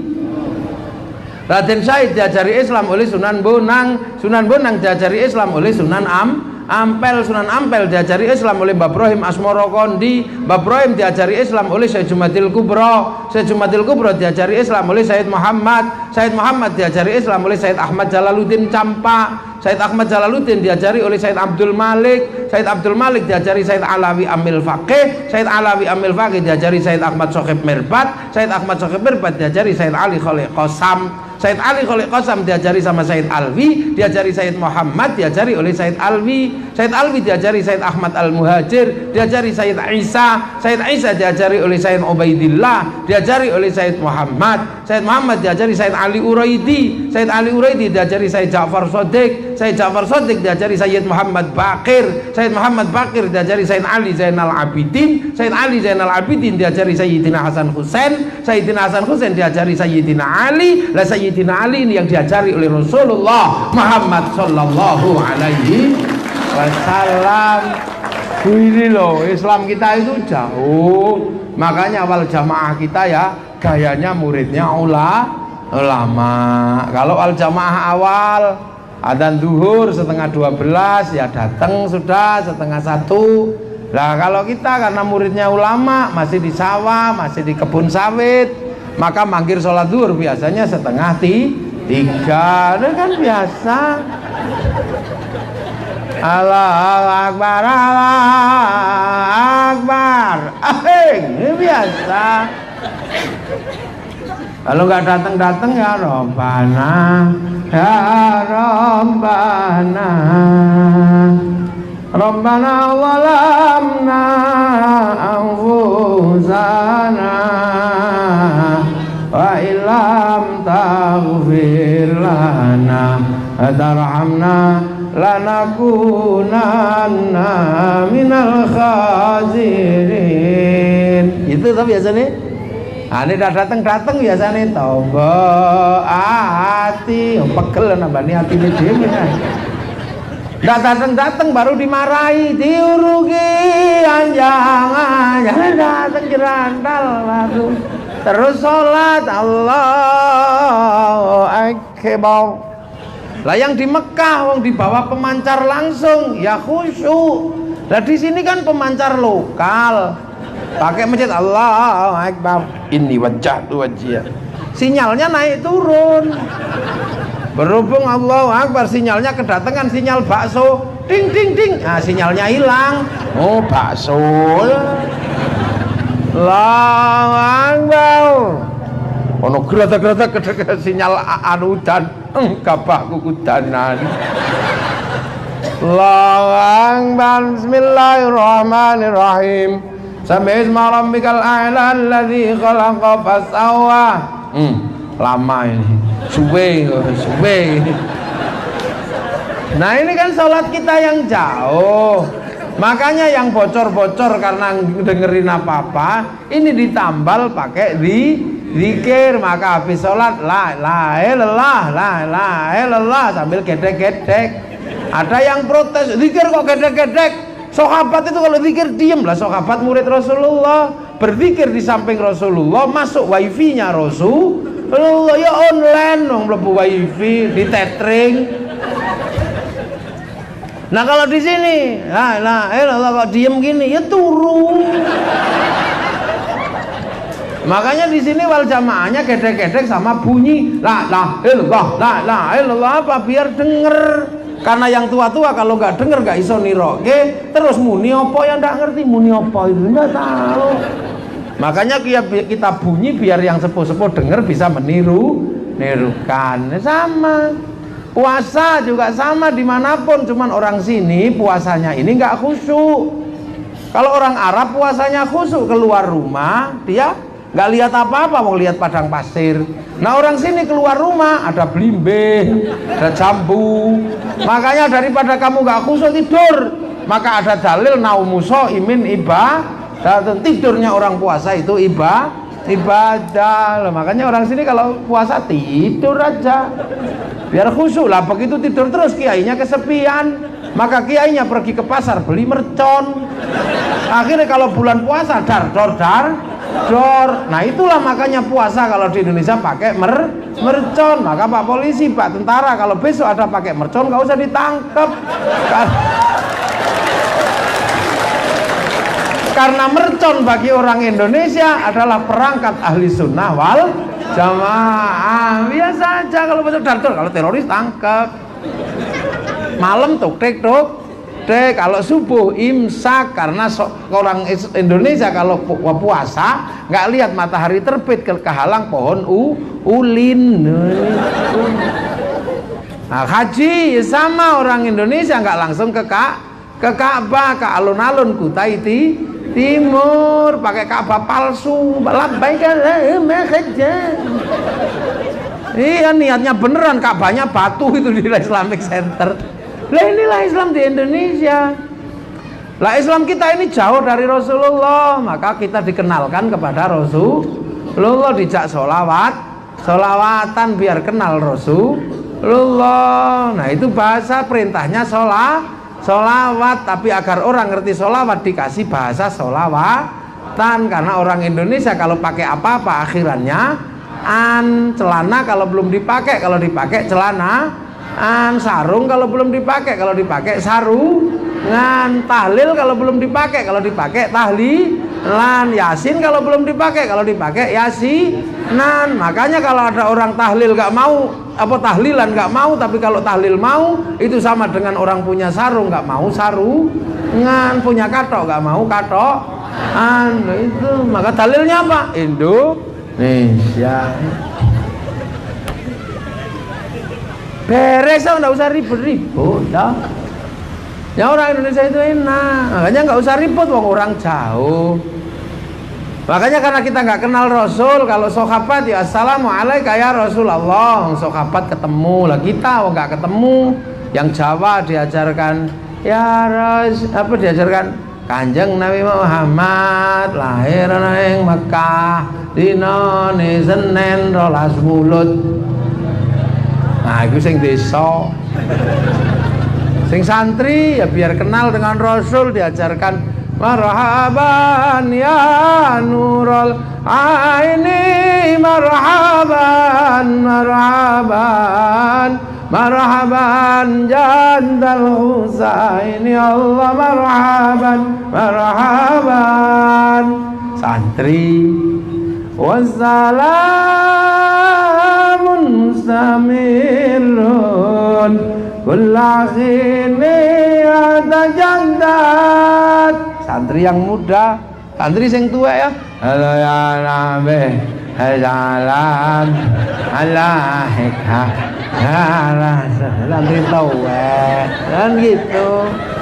Santri yang penggemar dangdut di Indonesia ya diajarkan sholawatan cara dangdut. Ya Rasulullah salamun alaik dadadeng dadadeng ya Rabi Asya. Pak Camat langsung bisa. Ayo Fatayyaji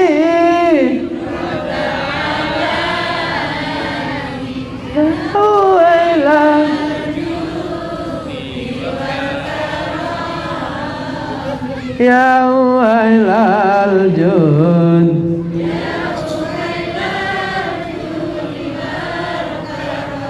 duha Duhai senangnya pengantin baru, dereng dereng lo, penggemar dangdut dah. Sing orang Jawa ya diajarkan sholawat orang Jawa. Ya Nabi salam alaika, ya Rasul salam salam alaika, anggelia numpak. Nah orang Jawa. Nah kalau orang Banjar sholawatannya semangat. Ya Rasulullah salamun alaikum ya Rabbi asani wa daras atata ya je radal alambe ya uhailal jo ya uhailal jo diwal karom kota baru gunungnya Bamega orang Banjar. Islam yang di Indonesia itu indah dan riang, gembira. Yang Sunda ya Rasulullah salam salamun alaik, Sunda eslilin macet. Lu akhirnya orang-orang se-Indonesia mengerti apa sholawatan. Terus kedatangan Habib Syekh, sholawatan coro Yaman, ya Hanana ya Hanana ya Hanana ya Nana Nabi Muhammad zalikal fadlu minallah.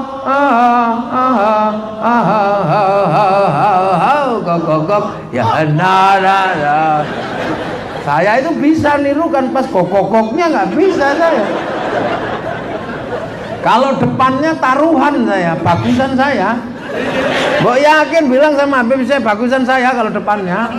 Tapi pas kokoknya nggak bisa saya. Padahal yang antik yang kokoknya itu. Yang mahal juga kokoknya itu. Nah, itu makanya karena kadang kita orang Indonesia nggak ngerti. Maka karena nggak ngerti terus tapi seneng, datang aja bawa bendera. Ya muter-muter ada gendera slang ya munggah. Gendera Iwan Fals ya munggah, gendera bal-balan ya munggah. Lah itulah Indonesia. Lah itu makanya orang Indonesia ini benar-benar jadi orang yang cinta Rasul. Mulutan ya punya ayam dikeluarkan, sholawatan datang, itu namanya cinta. Makanya orang Indonesia kalau sholawatan saking cintanya pakai joget. Ya nana, ya nana. Ada ya nana, ada yang jempolnya. Ya nana, itu cinta. Makanya ada yang protes, orang sholawatan mau pakai joget berlebihan.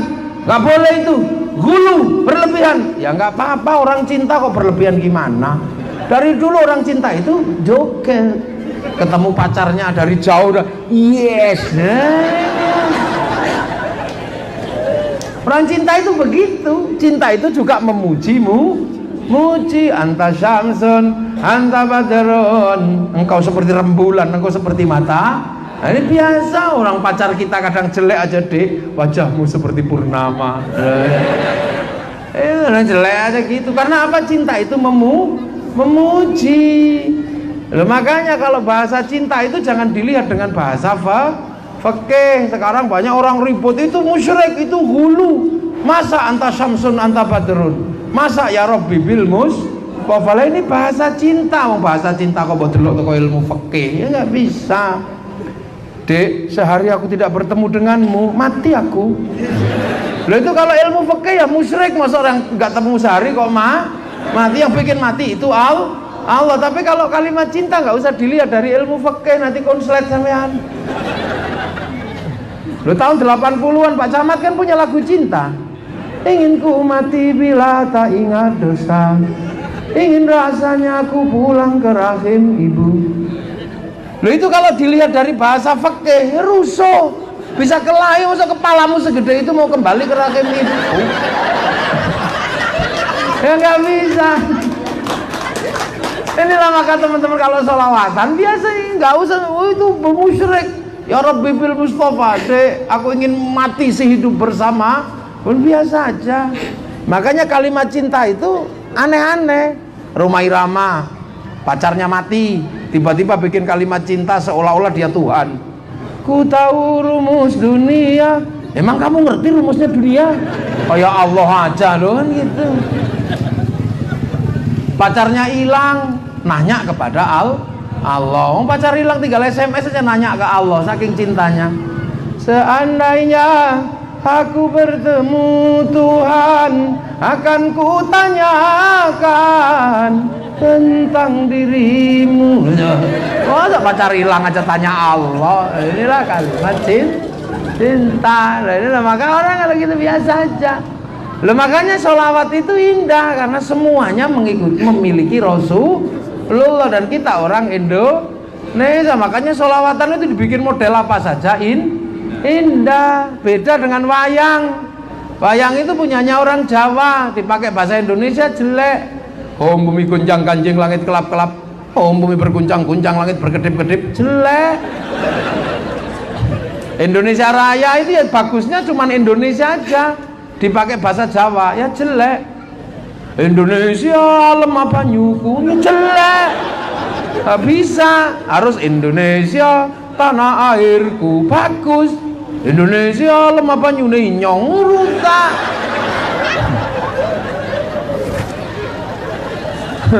Adzan itu juga nggak bisa diganti-ganti. Adzan itu ya gitu aja. Hayya 'alas shalah.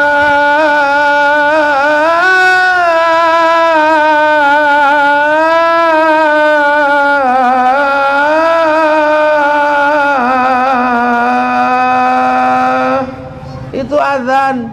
Ganti dangdut rusak. Hayya 'alas shalah. Hayya 'alas shalah. Ya rusak. Bisa loh, makanya ini sholawatan itu indah dipakai apa saja karena ini ya bacaan kepada Rasulullah umatnya di mana. Nah ini loh, makanya orang kalau ikut ulama itu enak, tidak ribet. Apalagi orang kampung, ikutlah ulama yang sesuai dengan orang kampung. Tarweh ya ikutlah yang 20, jangan ikut yang 8. Ada yang benar 8, ya terserah kamu kalau nganggap benar 8. Bagi saya bukan masalah benar salah. Kalau saya secara pribadi tarweh 20, mau dalilmu apa saja nggak mau saya tetap pakai 20. Kenapa? Karena jelas aman kalau 20 itu. Aman 20. Kalau di akhirat yang benar 8, saya masih punya sisa 12. Nah kalau yang benar 20, sampean yang kurang 12 cari di mana? Nggak tahu, Bang. Urusannya bukan bener salah, aman, wong orang kampung kok. Iya. Saya kalau ngajarkan tarweh 20 bukan karena dalil, aman. Iya, wong sholat sunat aja kok semakin banyak semakin baik. Nah kalau yang bener 8, nah sisa 12. Nah, kalau yang bener 20, yang kurang 8 cari di mana? Ada orang mati, talqin, diajari, nggak usah protes, nyampe apa enggak? Ya enggak ngerti. Wong perintahnya utlubul ilma minal mahdi ilal lahdi, dari gendongan sampai liang lahat. Nah orang mati itu masih di liang lahat, maka talqin lah. Kalau ditanya nyampe apa enggak? Ya enggak ngerti. Nah yang ngerti siapa? Ya yang mati itu yang ngerti sampai apa enggak. Nah kamu kalau pengen ngerti mation atau talqin ngono kok angel. Urusan orang mati dibahas sama orang hidup ya enggak ada ribut ya. Makanya saya sih biasa-biasa aja. Ada orang mati di tempat saya itu kan suka ribut karena kalau orang mati itu kuburannya kan dikasih payung, kasih kendi, dikasih kopi. Itu musyrik. Kalau saya enggak, orang biasa aja lah gitu. Lo kok biasa gimana Ki? Lah orang Indonesia itu kan open sama orang tuanya. Sebelum mati nyalain lampu, bikinkan kopi. Begitu mati tiba-tiba terus gitu, waduh lah wong tua aku petengan yang kono piye. Nah ya kan iso stres. Kalau tidak boleh, makanya bagi saya itu biasa aja. Wong itu main tombo kesel tok, tombo lego. Sesuknya seminggu kan leren-leren dewe sudah. Itu nggak akan terus-terusan, seminggu capek bikinkan kopi. Setiap ditengok kok masih ada, loh berarti nggak diombe, oh yombe kok. Ditengok. Alah kan itu kadang terlalu ribet, agamamu terlalu mumet das. Saya biasa aja. Kalau orang Cina minta disembayangi, ya tak sembayangi, tak taruh belakang. Anaknya pro, lo kok bapak saya disolati di belakang lah. Bapakmu kan baru masuk, belum tahu jalan, tak taruh depan nanti kesasar.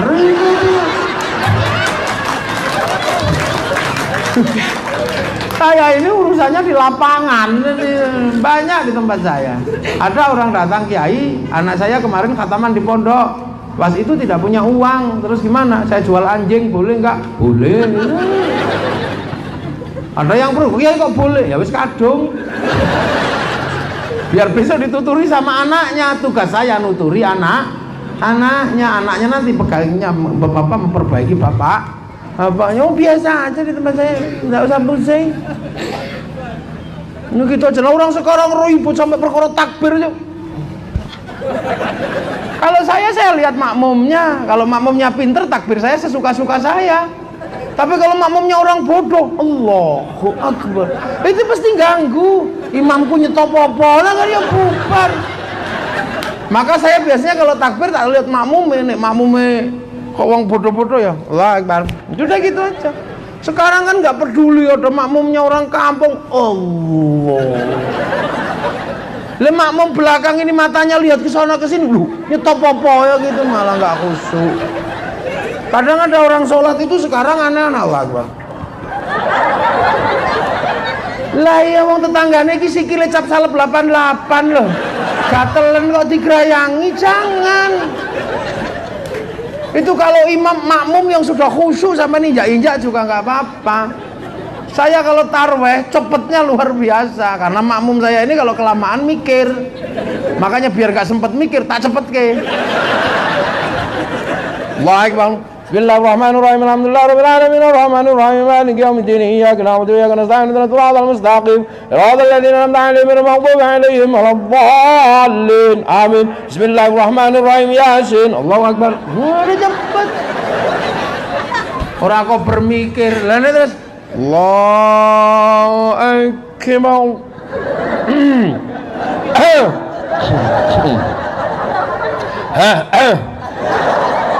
Sing buri. Iki ngopo ya ibu? Loh jadi Islam itu indahnya luar biasa.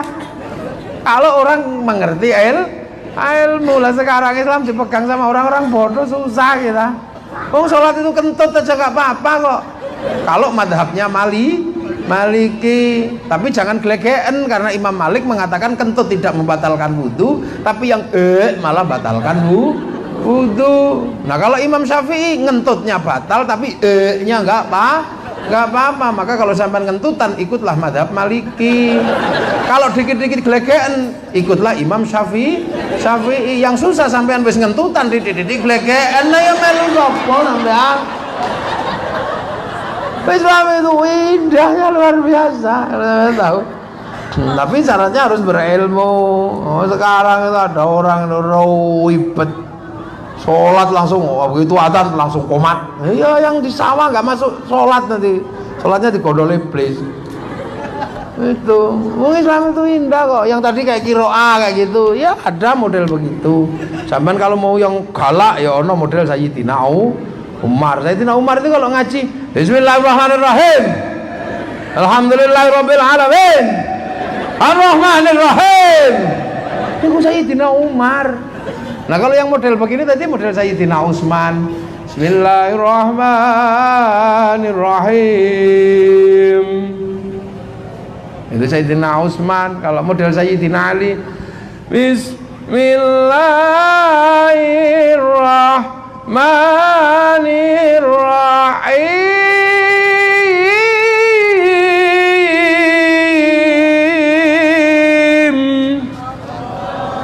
Nah, kenapa tadi kok gak bilang Allah yang pertama? Lah berarti gak cocok sampean. Ngono kok angel, berarti sampean cocok model Sayyidina Ali. Tadi mestinya kalau sampean cocok Bismillahirrahmanirrahim Allah, mestinya gitu. Lah ini loh kadang lembu Sayyidina Ali. Makanya pernah satu ketika ada sahabat ini datang ke Rasulullah. Ya Rasul, apa? Aku kangen. Kangen kamu? Iya ya Rasul. Aku punya puisi rindu. Ku baca boleh nggak ya Rasul? Boleh. Yang satu, Assalamualaikum alaika zainal anbiya assalamu alaik. Yang satu aku kang anta syamsun anta badrun anta nurun fauqa nur. Nabi yang nggak marah. Udah kamu nggak usah. Udah ini ambil burdahku. Dikasih selimut luriknya Rasulullah, langsung saking senengnya dikasih selimut Rasulullah. Burdah itu maknanya selimut lurik. Lari keliling kampung, ye. Sama sahabat yang lain dikejar. Begitu ketangkep, kamu nyuri ya? Enggak. Nyuri ya? Enggak. Aku tadi ngelem muji-muji Rasul kasih ini. Masa? Iya. Besok begitu kita datang semua ya? Iya, kita datang semua, nggak apa-apa. Pasti Rasul senang. Akhirnya sekampung datang semua. Nah, di antara rombongan itu ada yang bawa kendang. Akhirnya tung. Salawatan Rasulullah, Sayyidina Ali, Sayyidina Utsman. Lu tahu-tahu ada yang datang sahabat Umar marah. Ini apa tangtung ini bikin pusing aja, dipegang kendangnya, dibanting. Maka semenjak itulah ada yang mengharamkan terbang karena Sayyidina Umar banting kendang. Tapi sahabat itu semua bisa menjadi landasan hukum. Di situ ada Rasulullah gak apa-apa, Sayyidina Ali gak apa-apa, Sayyidina Utsman gak apa-apa. Tapi Sayyidina Umar kok marah banting kendang, kenapa? Diteliti ternyata Sayyidina Umar orangnya nggak suka nyanyian, orangnya keras, galaknya luar biasa. Itulah makanya terus kemudian banting kendang, ngajinya ya kayak terus Bismillahirrahmanirrahim. Sayyidina Umar itu kalau lagi khutbah itu nggak pakai tongkat, nggak pakai tombak, tapi pedang ditarik. Ittaqullah. Itu sak masjid mengkeret kabeh kalau udah Sayyidina Umar yang khutbah. Makanya kalau ada orang ini adalah dulu inilah Sayyidina Umar gombal, Sayyidina Umar kok Melayu, lucu. Ya ada kan? Inilah potret Sayyidina Umar modern yang ada di Indonesia. Begitu diuber polisi Melayu, Sayyidina Umar. Loh, Sayyidina Umar itu kerasnya luar biasa. Setan itu dengar Sayyidina Umar lari. Sayyidina Umar jalan ada setan lari, itu saking takutnya. Makanya Sayyidina Ali sampai nazar, orang kok begini kerasnya, kira-kira kalau mati ditanya malaikat mungkar nakir jawabnya apa ya? Maka matinya Sayyidina Umar kuburannya di kuping sama Sayyidina Ali. Tapi karena sama-sama keramat ya denger. So, malaikat mungkar nakir sopan. Assalamualaikum. Salam. Siapa itu? Mungkar nakir ya Umar. Ada apa? Dia mau nanya apa? Ya marabbuka, ya Allah, nang apa lagi? Udah itu aja jadi. Lah ini ngomong kok keras. Nah, makanya Islam itu kalau sampean mau nyontoh silakan nggak apa-apa. Mau adzan model Sayyidina Umar boleh. Allahu Akbar, Allahu Akbar. Allahu Akbar, Allahu Akbar. Boleh, nggak apa-apa, silakan gitu. Kalau nggak dilempar sama tetanggamu. Siapa sing ngatan niku? Cangkeme suwek iku ngono. Karena orang kita ini suka yang lembut. Bismillahirrahmanirrahim.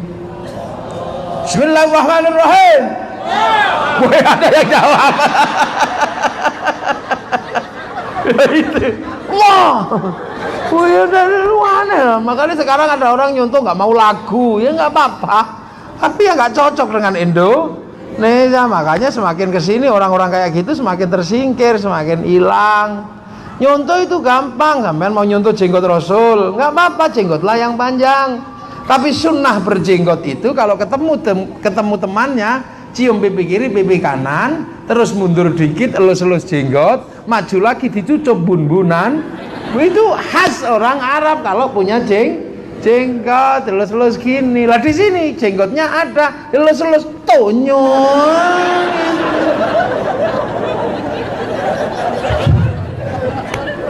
Iya, jadi simbolnya di bawah, akhlaknya ketinggalan loh ini loh. Jadi Islam itu kan mengajarkan kebaikan yang membawa akhlak. Innama bu'istu liutammima makarimal akhlak. Loh, akhlaknya ini yang penting. Sekarang dulu orang kalau cingkrang itu orangnya nggak sombong, karena orang dulunya sombong karena pakai jubah Romawi. Romawi itu pakai orangnya medhiti gini. Terus panjang buntutnya itu, sama Rasulullah suruh motong jubah Romawi itu. Akhirnya orang kalau pakai jubah Romawi nunduk, nggak sombong. Nah sekarang kebalik, cingkrangnya dapat tapi medidinya bang ini. Bid'ah, musyrik. Ya ini orang anyar ini. Cingkrangnya dapat, sombongnya dapat. Lah kalau cingkrang sombong ya Abu Jahal dulu begitu. Sama-sama berjubah. Tapi jubahnya Abu Jahal menghasilkan kesombongan. Rasulullah dan Abu Jahal itu bedanya bukan di jubahnya, di wajahnya. Rasulullah wajahnya basam, wajahnya tersenyum. Terus apa Abu Jahal wajahnya kayak wong kebelet ngising. Sehingga orang stres ketemu Rasulullah sembuh, orang sembuh ketemu Abu Jahal tambah stres. Nah sekarang dikit-dikit musyrik, ono ada orang kayak begitu di sini. Nah ono ya dikayak kongkon urip dhewe nang pojokan kono. Nah inilah kita di Indonesia umat Rasulullah yang jauh, makanya ya alhamdulillah kita masih kebagian. Mari kita jaga perbedaan-perbedaan ini, jangan menang-menang sendiri, sing rukun, karena perbedaan di dunia yang bangsa-bangsa yang suku-suku adanya di Indonesia. Di Arab tidak ketemu perbedaan bangsa dan suku, di Eropa tidak ketemu perbedaan bangsa dan suku, tapi di Indonesia orang ketemu perbedaan bangsa dan suku dan kekuatan bangsa karena kuatnya laki-laki dan perempuan, kuatnya laki-laki dan perempuan karena kuatnya manusia. Maka ya ayuhan nas inna khalaqnakum min dzakarin wa unsa wa ja'alnakum syu'uban wa qabaila lita'arafu. Laki-laki ngerti perempuan. Gimana tadi yang laki-laki? Ayo isi ingat enggak? Ya wes, nah inget ojo lali, senengkan hidupnya perempuan, rajinlah bekerja, karena bagian ngangkremin ndok iku babon. Ojo ngasih totolane adoh engko munggah medun petarang nganeng gondoke koplak. Ojo meneh kok malahan babone angkrem tinggal ladung babon liya. Tepuk tangan sing banter itu. Bapak-bapak gak usah tepuk tangan.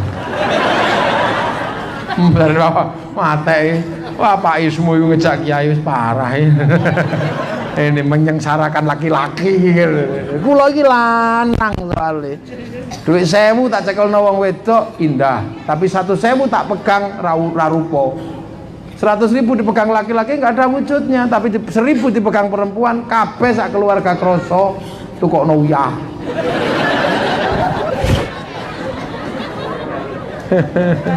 Ya mudah-mudahan semua mendapatkan ridha Allah, mendapatkan barokah, seluruh kehidupannya barokah. Al-Fatihah. Shiratal ladzina an'amta 'alaihim ghairil maghdubi 'alaihim waladdallin. Amin. Bismillahirrahmanirrahim. Alhamdulillahirabbil alamin. Hamdan na'imin hamdan syakirin hamdan yuwafi ni'amaka fi mazidah. Ya Rabbana lakal hamdu kama yanbaghi li jalali wajhikal karim wa 'azimi sultanik. Allahumma ftah alaina futuhal arifin hikmatika wa ansur alaina rahmatak wa dzakirna wa nasina dzal jalali wal ikram. Ridhoka ya Allah, syafaat rasulika minka ya Allah. Ijal auladana dzurriyyatina talamidana lil amali al khair al ibadil qalbin jamil iman. Ya baina ummahatina masyayikhina wa jaddadi wa jaddina wa jal masyayikh muassis rantau pulung ya Allah. Allahumma ighfir lahum warhamhum wa'afihim wa'anhum Allahumma tahrimna ajrahum Laftina ba'dahum wa firlana lahum Allahumma jalan qabr muratamiratul jinan Allahumma azul rahmatan khurul jami'al qubur ala Muhammadur Rasulullah bi'aqidal muslimin ma'in irja'i ila rabbika radiyatan mardiyah fadkhuli fi ibadi wa dkhuli jannati rabbana atina fid dunya hasanah fil akhirati hasanah wa qina adzaban nar sallallahu alaihi wasallam Muhammadin walhamdulillahi rabbil alamin. Al-Fatihah. وعليهم الضالين آمين. الصراط المستقيم. السلام عليكم ورحمة الله وبركاته. اللهم صل على سيدنا محمد.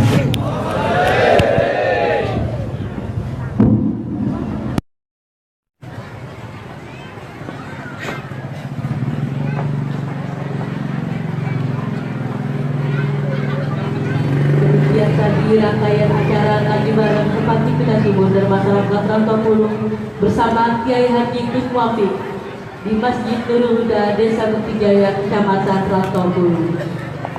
Telah selesai kita laksanakan dengan lancar. Kami segenap panitia pelaksana dari pemerintah Kecamatan Rantau Pulung mengucapkan terima kasih atas kehadiran Bapak Bupati dan Kiai Haji Gus Muafik serta semua para hadirin dan undangan sekalian yang berbahagia. Mohon maaf apabila ada terdapat kekurangan dan kekhilafan dari seluruh rangkaian acara ini. Marilah kita bersama-sama menutup acara ini dengan membaca hamdalah. Wallahul muwaffiq ila aqwamit thoriq. Wabillahi taufiq wal hidayah. Wassalamualaikum warahmatullahi wabarakatuh.